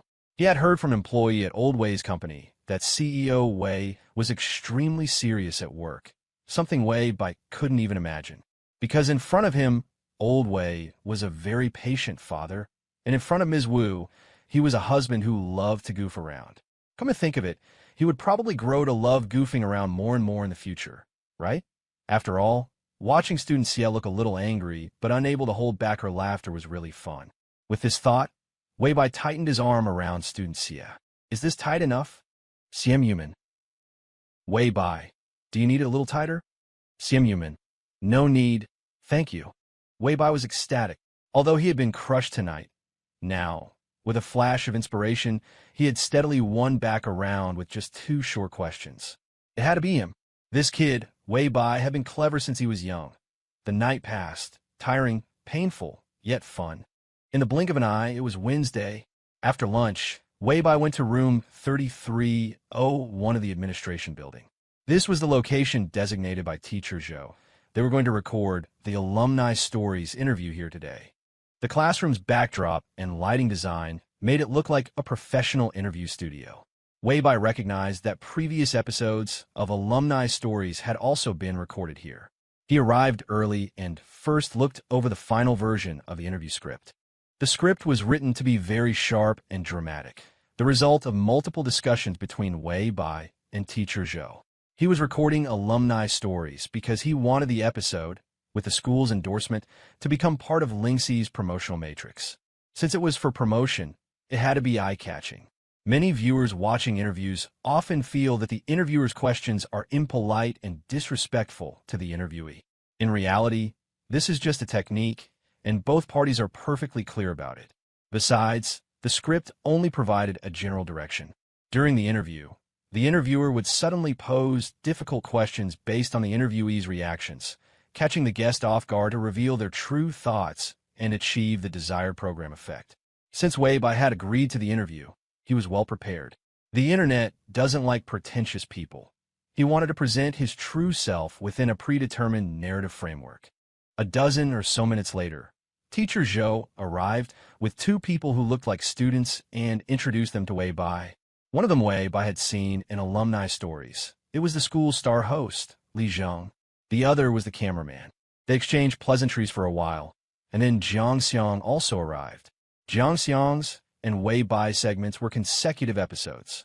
Following the timeline of Lingxi's creation, Jiang Xiang's was the first part, and Wei Bai's was the second. But Wei Bai had a class during the second period in the afternoon, so they would record his segment first, then Jiang Xiang's. Jiang Xiang didn't actually need to come this early, but he got nervous in front of the camera and wanted to come watch first to adjust his state of mind. At 1:30 p.m., the interview officially began. Li Zheng, Wei Bai, I hear you're known as the campus beau of the College of Computing and Intelligent Innovation. What do you think of this title? Wei Bai, it's well-deserved. Li Zheng, were you able to pass through the rigorous selection process and join Senior Zhang's team because you're handsome? Wei Bai, that was part of the reason, I suppose. Li Zheng, you're quite narcissistic. Did you use your narcissism to convince Senior Jiang to hand over the team's management rights to you? Wei Bai, not exactly. I relied on my money power. Li Zheng, from what I understand, you invested 100 million, going from Lingxi's employee number 0 to the person in power. Could I say that you made no contribution to Lingxi's early development? Wei Bai, yes. After all, I wasn't even in high school when Lingxi was just an idea. But I can turn that sentence of yours around. I didn't contribute at all to Lingxi's early development, but I'm quite important for its future destiny. Laughs. Li Zheng, what made you think of investing in Lingxi? I heard the project was about to go under at the time. Wei Bai, many reasons. I was the president of the school's volunteer club in high school, and I often went to the orphanage to do charity work. At first, I felt like I was helping others, but later, I found it quite cruel to just deliver some supplies, take videos, and snap photos. Have you ever been to an orphanage? In novels, many protagonists come from orphanages, but in the ones I've seen, they're all children nobody adopts because they have some physical disabilities. Wei Bai. But the most important reason is that my girlfriend lent me 100 million. Otherwise, I only had 1 million. Li Zheng, how do you get your girlfriend to lend you 100 million? Or rather, where can I find a girlfriend who can lend me 100 million? Wei Bai. First, you need to have the ability to pay her back 100 million, or even 1 billion. Li Zheng, and you were certain you had it? Wei Bai, of course. Thanks to Wei Bai's cooperation, the interview was over in just an hour. Afterward, Li Zheng wiped his sweat and said with a smile, interviewing Junior Wei is no easier than interviewing those big shots. The planned scope of the interview was already pushing boundaries, but he hadn't expected Wei by himself to be even more open, not shying away from any topic and even deliberately making some controversial statements. The interview had left Li Zheng mentally drained. Wei Bai smiled. Although I've never been interviewed by others, I feel that your professionalism, Senior, is on par with those famous talk show hosts. Li Zheng also smiled. Haven't I become famous too? Wei Bai, Senior, are you interested in becoming even more famous? As he spoke, he took out a business card of Shui Yunxin from his bag. Here's the thing, I also have an entertainment company that handles self-media business. Zhou Yin, the current internet celebrity at our university, was incubated by this company. If you're interested, Senior, you can get in touch. Li Zheng was even more amused. So that's why Shui Yunxin has been so busy I haven't seen her around. Turns out you poached her. He had also considered getting into self-media, but after researching things like video completion rates and the first 3 seconds rule, he felt he didn't have the energy to do it all by himself. And he was afraid of being scammed if he signed with an MCN. So, even though several MCN companies had contacted him, he had never agreed. Now, however, it might be worth looking into. All right, I'll take a look. Li Zheng accepted the business card. Zhou Mingyuan was stunned. Wei Bai had another entertainment company. This kid was only a freshman. He had already started 2 companies, and weren't the business scopes of these 2 companies too far apart? Initially, when Principal Gan had asked him to invite Wei Bai to record alumni stories, he had felt Wei Bai wasn't quite qualified. Now, it seemed he had interviewed a big shot in his larval stage. There was still some time before his 4 o'clock class, so Wei Bai went over the script with Jiang Xiang. Just be authentic, like when Sun Xiuxiu came to interview you all. Jiang Xiang. You know my personality is very dull. Wei Bai, how is it dull? You clearly have the air of a tycoon. Jiang Xiang. Back when I was looking for investment everywhere, investors told me I had a mild personality, that my words lacked appeal, and that I didn't have the aura of an elite. Wei Bai. Once Lingxi succeeds, they'll say you have a steady temperament, that you're inscrutable, that you have hidden depths, and that you have the air of a tycoon at such a young age. Jiang Xiang, really? Wei Bai, when you succeed, everything you do is right. My dad told me a story about a 60-year-old man who started a business. At the time, everyone said he was too old and couldn't keep up with the times. But when he succeeded, those same people said that this industry required someone with 30 or 40 years of experience. Jiang Xiang's interest was piqued. I think I've come across that story too. Wei Bai. In the story of Fan Jin's success, What did Butcher Who say again? I have always said that this worthy son-in-law of mine is a man of great learning, high character, and fine appearance. Even those masters from the Zhang and Zhou mansions in the city do not have such a respectable appearance as my son-in-law. Wei Bai, I think once Lingxi is launched, Senior Jiang, you'll probably be as handsome as Panin. Jiang Xiang burst out laughing. What about you then? Me? Wei Bai was full of confidence. By then, I'll definitely be promoted from the department hottie to the campus hottie.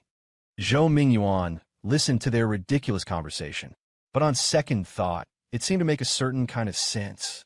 For example, their famous alumnus, a renowned entrepreneur in the semiconductor industry, was now called handsome by many people online, who hailed him as the most handsome entrepreneur in Huaxia. Heaven knows that alumnus used to be nicknamed Shoehorn Scholar in school, but who even brings that up anymore? It just goes to show, as long as a person is successful, even a shoehorn-shaped face can become handsome. If he, Zhou Mingyuan, were to become the president of High University someday, he would definitely be the most handsome president too. After some small talk, the interview officially began. Li Zheng was very professional, his attitude toward Jiang Xiang completely different from his attitude toward Wei Bai. The first few questions were like a chat between old friends, gentle and reassuring. Jiang Xiang, already relaxed by Wei Bai's earlier words, was guided by Li Zheng and quickly got into the zone. Wei Bai watched for a moment, felt reassured, gave Zhou Mingyuan a look, and left quietly. He was still a student and had to get back to class. The last class was physics lab, too, a course Wei Bai really liked. For this course, lab performance, discussion sections, and homework accounted for 70% of the grade, while the final written exam was 30%. As it was nearing the end of the semester, the teacher had scheduled a special class to go over common problems and lab reports. When Wei Bai arrived at room 2105, the previous class hadn't been dismissed yet. He waited at the door for a few minutes as students from inside filed out. Wei Bai. Hearing his name called, Wei Bai looked up and saw Song Liusi. Wei Bai pretended not to hear and lowered his head to look at his phone again. Song Liusi bit her lip and walked in front of him. She hadn't expected to run into Wei Bai here either, but it was a rare chance to speak with him alone, and she wouldn't let it go, even with his cold attitude. Wei Bai, has something happened with Cao Cao recently? Song Liusi asked. I feel like he's not the same as before. Wei Bai, I don't know. Please believe me. I don't mean any harm, Song Liusi said urgently. I'm just worried that Cao Cao might get involved with some shady people. He's so naive, he could easily be deceived. Wei Bai smiled. I don't know. The answer to any question was I don't know. No comment. He didn't want to say another word. The classroom emptied. Wei Bai walked around Song Liusi and went inside. Unexpectedly, Song Liusi followed him in. I think we should have a proper talk. I know you might have a bad impression of me because of some misunderstandings, but you're Cao Cao's good friend, and I'm his sister. Shouldn't we put aside our prejudices and be friends? Wei Bai considered himself a good-tempered person, but Song Liusi was truly annoying. He dropped his bag on the desk, sat down, put on his headphones, and started watching videos. He knew that if he engaged with her, she would only become more persistent. If he ignored her, she'd be the one who couldn't stand it and would leave on her own. Song Liusi had never met anyone as cold as Wei Bai. Now Ningbo Chao doesn't buy me breakfast, doesn't take good photos, and takes forever to reply to messages, she thought. He's probably been corrupted by Wei Bai. She had to warn Ningbo Chao to be wary of people like Wei Bai. Hang around a refined egoist like him for too long, and you might even lose the ability to love. After blaming Wei Bai, the changes in Ningbo Chao all seemed to make sense. Song Liusi felt she had found the reason, but she was still angry about Wei Bai's attitude. No boy had ever ignored her like this. So what if he has a stunningly beautiful girlfriend? What's there to be so arrogant about? Song Liusi thought that with a personality like Wei Bai's, Simp would probably break up with him one day. Thinking this, Song Liusi felt much better. She shot Wei Bai a fierce glare and left the classroom. With his headphones on, watching videos of Supernova training camp, Wei Bai didn't even notice Song Liusi leave. It was just a small interruption. He wouldn't waste his energy, emotions, or time on such an irrelevant person. Soon, The other students started to arrive. Wei Bai had saved seats, and his dorm mates sat down next to him. After a moment's thought, he relayed what had just happened to Ningbo Chao. He recounted it objectively, not adding or subtracting a single word, without any personal commentary. Ningbo Chao was apologetic. She didn't bother you, did she? Wei Bai, not really. Actually, I'm sure she did. Ningbo Chao paused, then said, soon. It will all be taken care of soon. Wei Bai smiled. Congratulations. Ningbo Chao's face flushed. It's not time for congratulations yet. After handling a relationship, he would greet tomorrow as a better version of himself. And tomorrow is like a cloud, still untouchable for now. This line was from one of Wei Bai's songs, and Ningbo Chao felt it perfectly expressed his current mood. Zhou Yan didn't catch what the two were talking about, and thought Wei Bai was bad-mouthing Song Liusi. Speaking of which, he got excited. I saw Song Liusi eating with a guy in the cafeteria yesterday, and the guy was even putting food on her plate. I don't even want to say it. Is she raising fish here? Chower, you should just break it off with her. Wait for me to introduce you to someone good. Ningbo Chao smiled. Don't talk nonsense. It never started, so how can we break it off? Since it never started, then who she eats with and whose food she takes is her freedom. Zhou Yan rolled his eyes. The freedom you're giving is too much. Ningbo Chao said seriously. Actually, I'm very grateful to her. Zhou Yan, grateful for what? Grateful that she ate your food, drank your drinks, and PUA'd you. Grateful that she taught me a lot, Ningbo Chao said. Zhou Yan didn't want to hear it anymore. Come on, if you met someone good, she could teach you a lot more. Ningbo Chao smiled and said no more. He was truly grateful to Song Liusi. Grateful that the end of this pursuit was finding himself. He began to have things he wanted to do, to have joys and sorrows that didn't revolve around Song Liusi, to have a desire to know a wider world, and to have a desire to make friends with kind and interesting people. As for whether that kind and interesting person would love him back, that was still very important to him, and he would work hard for it. But it wasn't that important either. He would make her feel pressured because of it. Ultimately, a person must learn to love themselves before they are worthy of being loved by others. The teacher in this class was talking about common problems in lab reports, such as font requirements, the position of picture titles, and how only variable symbols could be italicized. The teacher was very energetic, going through dozens of PowerPoint slides on common points deductions. After finally finishing this tedious class, he had to go back at night to make up a lab report. Fortunately, it wasn't required to be handwritten, otherwise it would have been truly exhausting. As the end of the term approached, even Zhou Yan was seriously catching up on his homework, and a rare atmosphere of learning filled the dormitory. It wasn't until after 9 o'clock that everyone was more or less finished, and Zhou Yan began to complain. We're already in college, and there's still so much homework. Weibo nodded. I am Weibo, and I propose to abolish the homework system for college students. Reason 1. Will student Zhou Yan please speak?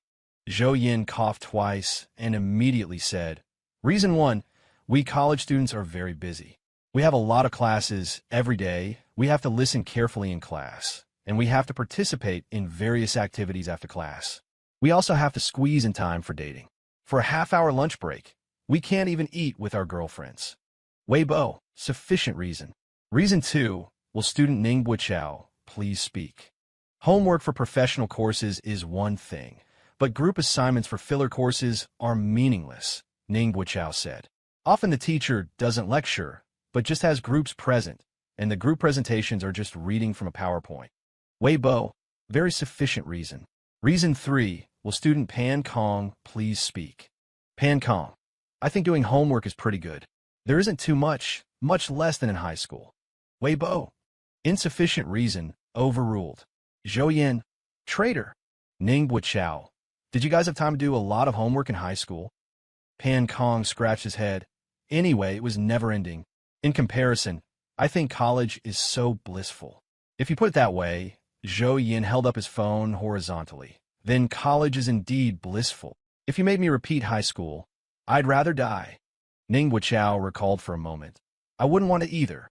Weibo, although college is blissful, if I could repeat high school, starting from the day students yet transferred, we could go to school together, do homework together, eat together, and go home together. That wouldn't be bad, right? Yeah. Isn't that describing the present? Yes, the present is the best. Besides, if I went back to the past, could two people go back together? If not, wouldn't student Sia have no memory of the 2 years we spent together?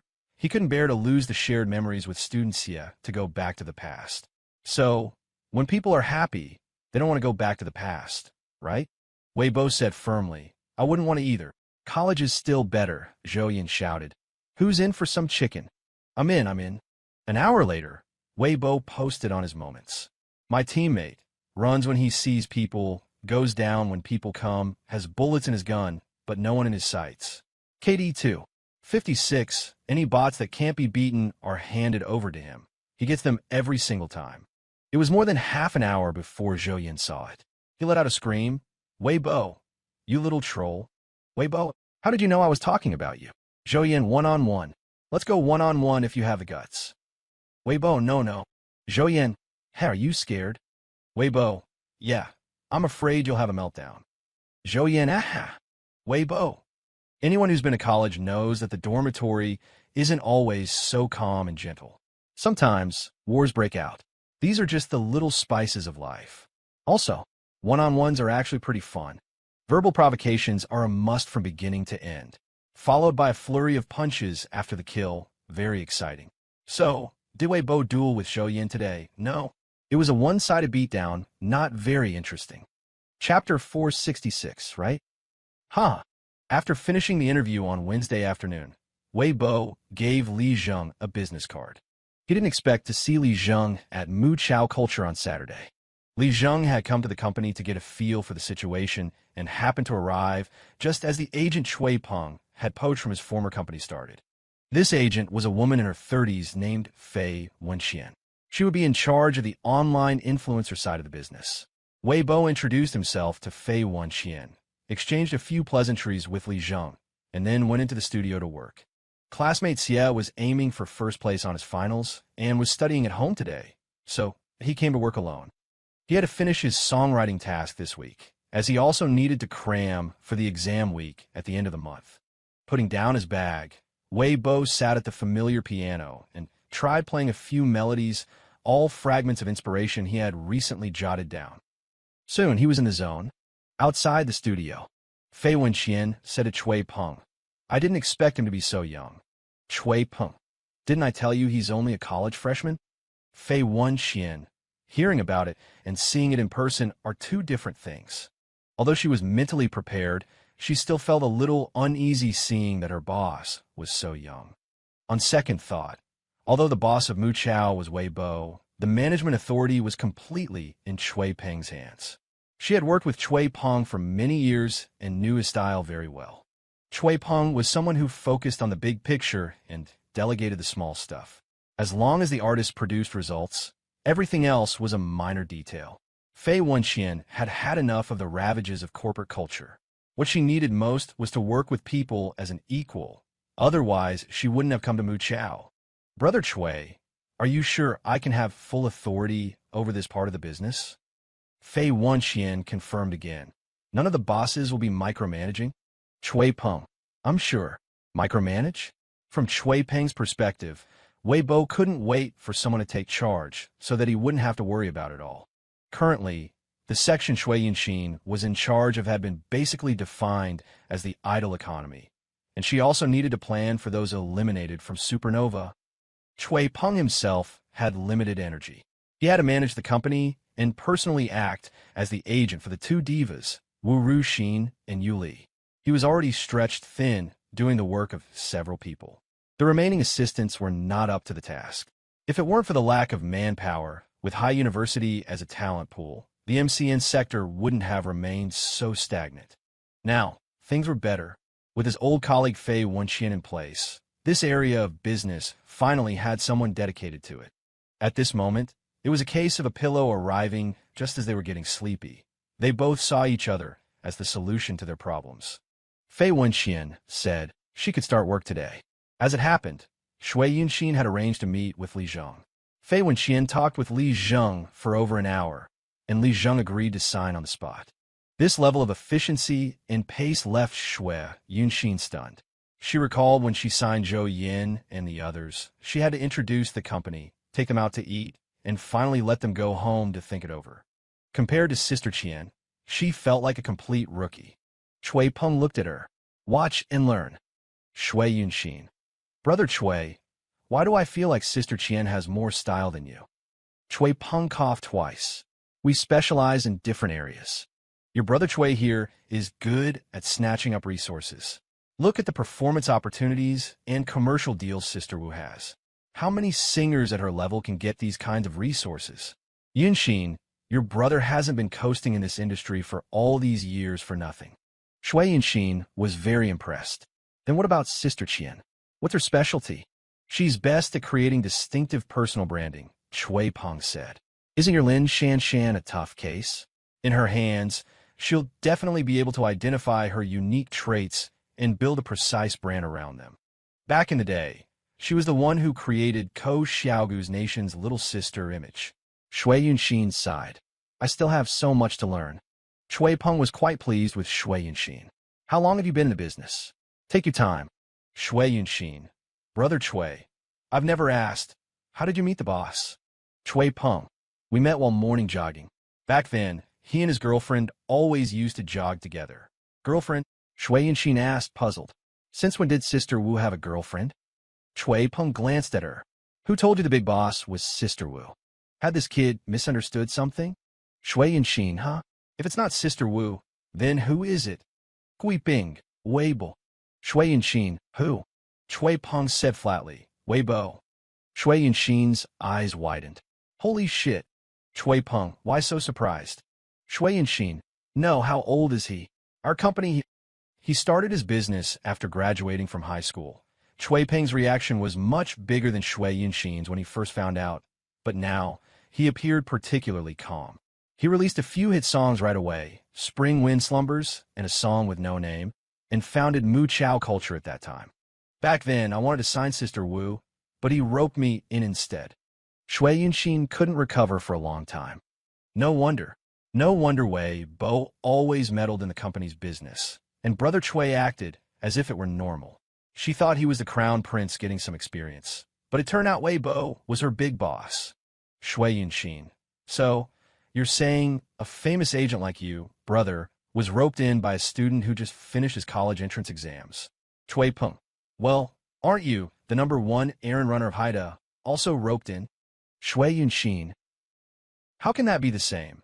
And why does the title #1 errand runner of Haida sound so cringy now? After Chui Peng's joke, Shui Yunxin accepted the fact that her boss was younger than her and went back to work. She had to organize the information on Zhou Yin and Lin Shanshan to send to Fei Wenqian. Oh right, and Ning Buqiao's. Ning Buqiao also belonged to the MCN business line. Just as she was organizing the materials, a message came from Ning Buqiao. Ning Buqiao, Senior, I'm coming to the company at noon. Want to have lunch together? Shui Yunxin, sure. Shui Yunxin, I'll introduce you to the new agent, Sister Qian. She'll be in charge of your business from now on. The smile on Ning Buqiao's lips immediately fell unconsciously. Does this sentence mean that he will have no more work-related interactions with Senior Shui in the future? Is that so? But he quickly adjusted his mentality. Although there are no work interactions, they're still part-time colleagues at the same company. Besides, he's not working so hard just for his senior. He likes making videos himself. He likes getting recognition for the things he edits. He likes the likes, comments, and saves. Ning Buqiao. Okay, should I ask Zhou Yin to come along? Shui Yunxin. It's better if you can come together. Shui Yunxin. Sister Qian is here. For now on, you guys are the regular army. Ning Buqiao. Senior is doing a great job too. Shui Yunxin, right? Ha! Seeing this, right? Ha! The corners of Ning Buqiao's mouth curved up again. At noon, Ning Buqiao and Zhou Yin came to the company. Wei Bo didn't have lunch with them, but ate the takeout that classmate Xia ordered for him. After all, there wasn't much good food outside the company. After lunch, Wei Bo continued to work. At 4 in the afternoon, he finished his work. Now, with all the talents in place at Mu Chao, it has gradually transformed from a grassroots team to a proper company. Besides writing songs, Wei Bo had delegated all the work related to Mu Chao, and he felt much more relaxed. From this, it can be seen that he was not a workaholic, but was forced to take on too much work due to the lack of manpower in the early stages of his business. In short, Weibo was ready to get off work. When he left, Ning Buiqiao and Zhou Yin hadn't left yet. The two of them were kept behind by Fei Wenxian for individual heart-to-heart talks to get to know them. Weibo said goodbye to Zhou Yin, who had just come out of the conference room, and left happily. Zhou Yin, why do I hate seeing him more relaxed than me so much? Ning Buiqiao, he will definitely not be more relaxed than you. Zhou Yin was someone who even saved his socks to throw into the washing machine at home. People lazier than Zhou Yin were really rare. It was Ning Buiqiao's turn to enter the conference room. Before, he had never felt that Mu Chao culture had any system or management. But now he felt it. As soon as he entered the conference room, he was intimidated by Fei Wenxian's powerful aura. Even though they had lunch together at noon, and she was very kind during the meal, seeing her now, she felt like a high school head teacher. At this moment, Ning Buiqiao suddenly felt that he had truly entered the cruel workplace. When Weibo got home, he talked to classmate Xie about Fei Wenxian. The importance of talent is self-evident, he sighed. When I saw Sister Qian, it was as if I saw the rise of Mu Chao culture's MCN, and a lot of money was flowing towards me. Simp Yuman, is she that amazing? Weibo, some people just look very capable. Simp Yuman, but you're even more amazing. You are her boss. Weibo smiled. I was just lucky. More than that, Simp Yuman said seriously. Mu Chao culture is a company built entirely on your personal musical talent. Weibo, musical talent? Actually, he used to think he was quite talented, but now that he has written too many catchy songs, he can't seem to find the feeling he had when he wrote a song with no name. Classmate Xie, do you think it's very dangerous for me to keep doing commercialized creation like this? Weibo asked. Simp Yuman thought for a moment. A singer must first be seen before anything else can be discussed. Besides, commercial creation doesn't mean it lacks artistic value. Weibai smiled. Maybe it's because I'm a bit tired from using templates all day. I've written high-quality songs too, for Ms. Wu and for you.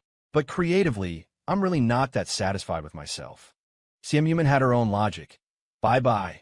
It's because you set your standards too high. Weibai, huh? Do I? Yes, Simp Yuman nodded. You have to be first in exams, first in badminton, and as an online singer, you compare yourself to professionals. You're only a freshman, and you're already tackling some of Ling Xi's technical challenges. Simp Yuman looked at him, her voice gentle and full of comfort. You're already amazing. I've never met anyone more amazing or better than you. So, can you relax a little? Weibai was taken aback. Simp Yuman opened her arms and held him like she would her little turtle plushie. We're only freshmen. Weibai buried his head in her warm embrace. Huh, what just happened? Was he just overthinking things? And then the great, gentle, and lovely Miss Xie comforted him. Yes, that's what happened. Weibai felt genuinely comforted. To have achieved so much as a freshman, wasn't he already a top performer? So, what's a small setback in creativity? Besides, it wasn't really a setback. Thinking back, the melody he wrote today was quite catchy. It might even go viral. As for whether it was art or not, Weibai remembered a wish in his heart. When Lingxi reached a stable period like Mu Chao, he wanted to make a game. In this game, there would be a girl shrouded in mist. There would also be some of the music he truly wanted to make, sung by him and Miss Xie. That would be the real love song he wrote for Miss Xie. Weibai was easily comforted. His mood returned to a stable state with a hint of quiet happiness. It was almost dinner time, and he pulled Miss Xie along to the neighborhood supermarket to buy groceries. They were only home on weekends and sometimes ate out, so they often bought just enough for one meal. Just as they arrived at the supermarket, Simp Yuman received a call from Hu Jingxian. Are you two cooking tonight? Can I come over for dinner? I'll bring an 82 La Fight. Simp Yuman, no. Hu Jingxian, look up. Simp Yuman looked up and saw Hu Jingxian waving happily at them from inside the supermarket. Simp Yuman. She had no choice but to walk over to Hu Jingxian.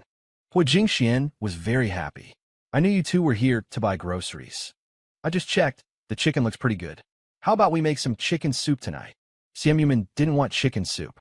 If they had to cook, she'd rather roast the chicken. Weibai smiled. I want to have chicken soup too. A good chicken soup is incredibly fragrant, and the chicken meat inside is delicious. Simp Yuman, fine, we'll make chicken soup. Hua Jingxian walked to her side. Same old rules. I'll pay for the ingredients, and I'll do the dishes.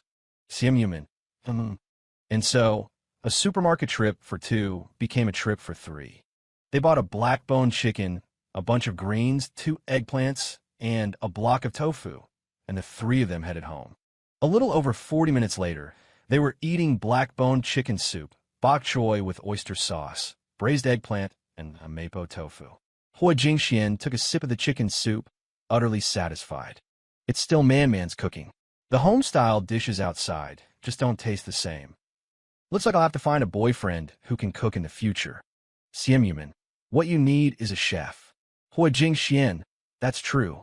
She lived quite simply in Haicheng, not even hiring a private chef. She only had a cleaning lady who came once a week. As she thought this, she looked at Simp Yuman again. This one was even more frugal than her, no longer caring for designer bags, carrying either a school bag or a canvas tote all day. Man, Hua Jingxian sighed. I feel like our lives are becoming more and more ordinary. Simp Yuman, is being ordinary not good? Hua Jingxian paused, then smiled. It's good, of course it's good. Life is life, and a career is a career.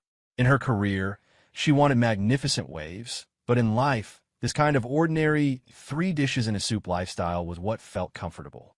Listening to them talk, Wei Bai suddenly remembered something. Sister Xian, how is that Song Lishing doing now? Hua Jingxian, oh, I forgot to tell you. His brother gave him a cotton planting project, somewhere in Central Africa. He's probably busy clearing wasteland right now, I guess.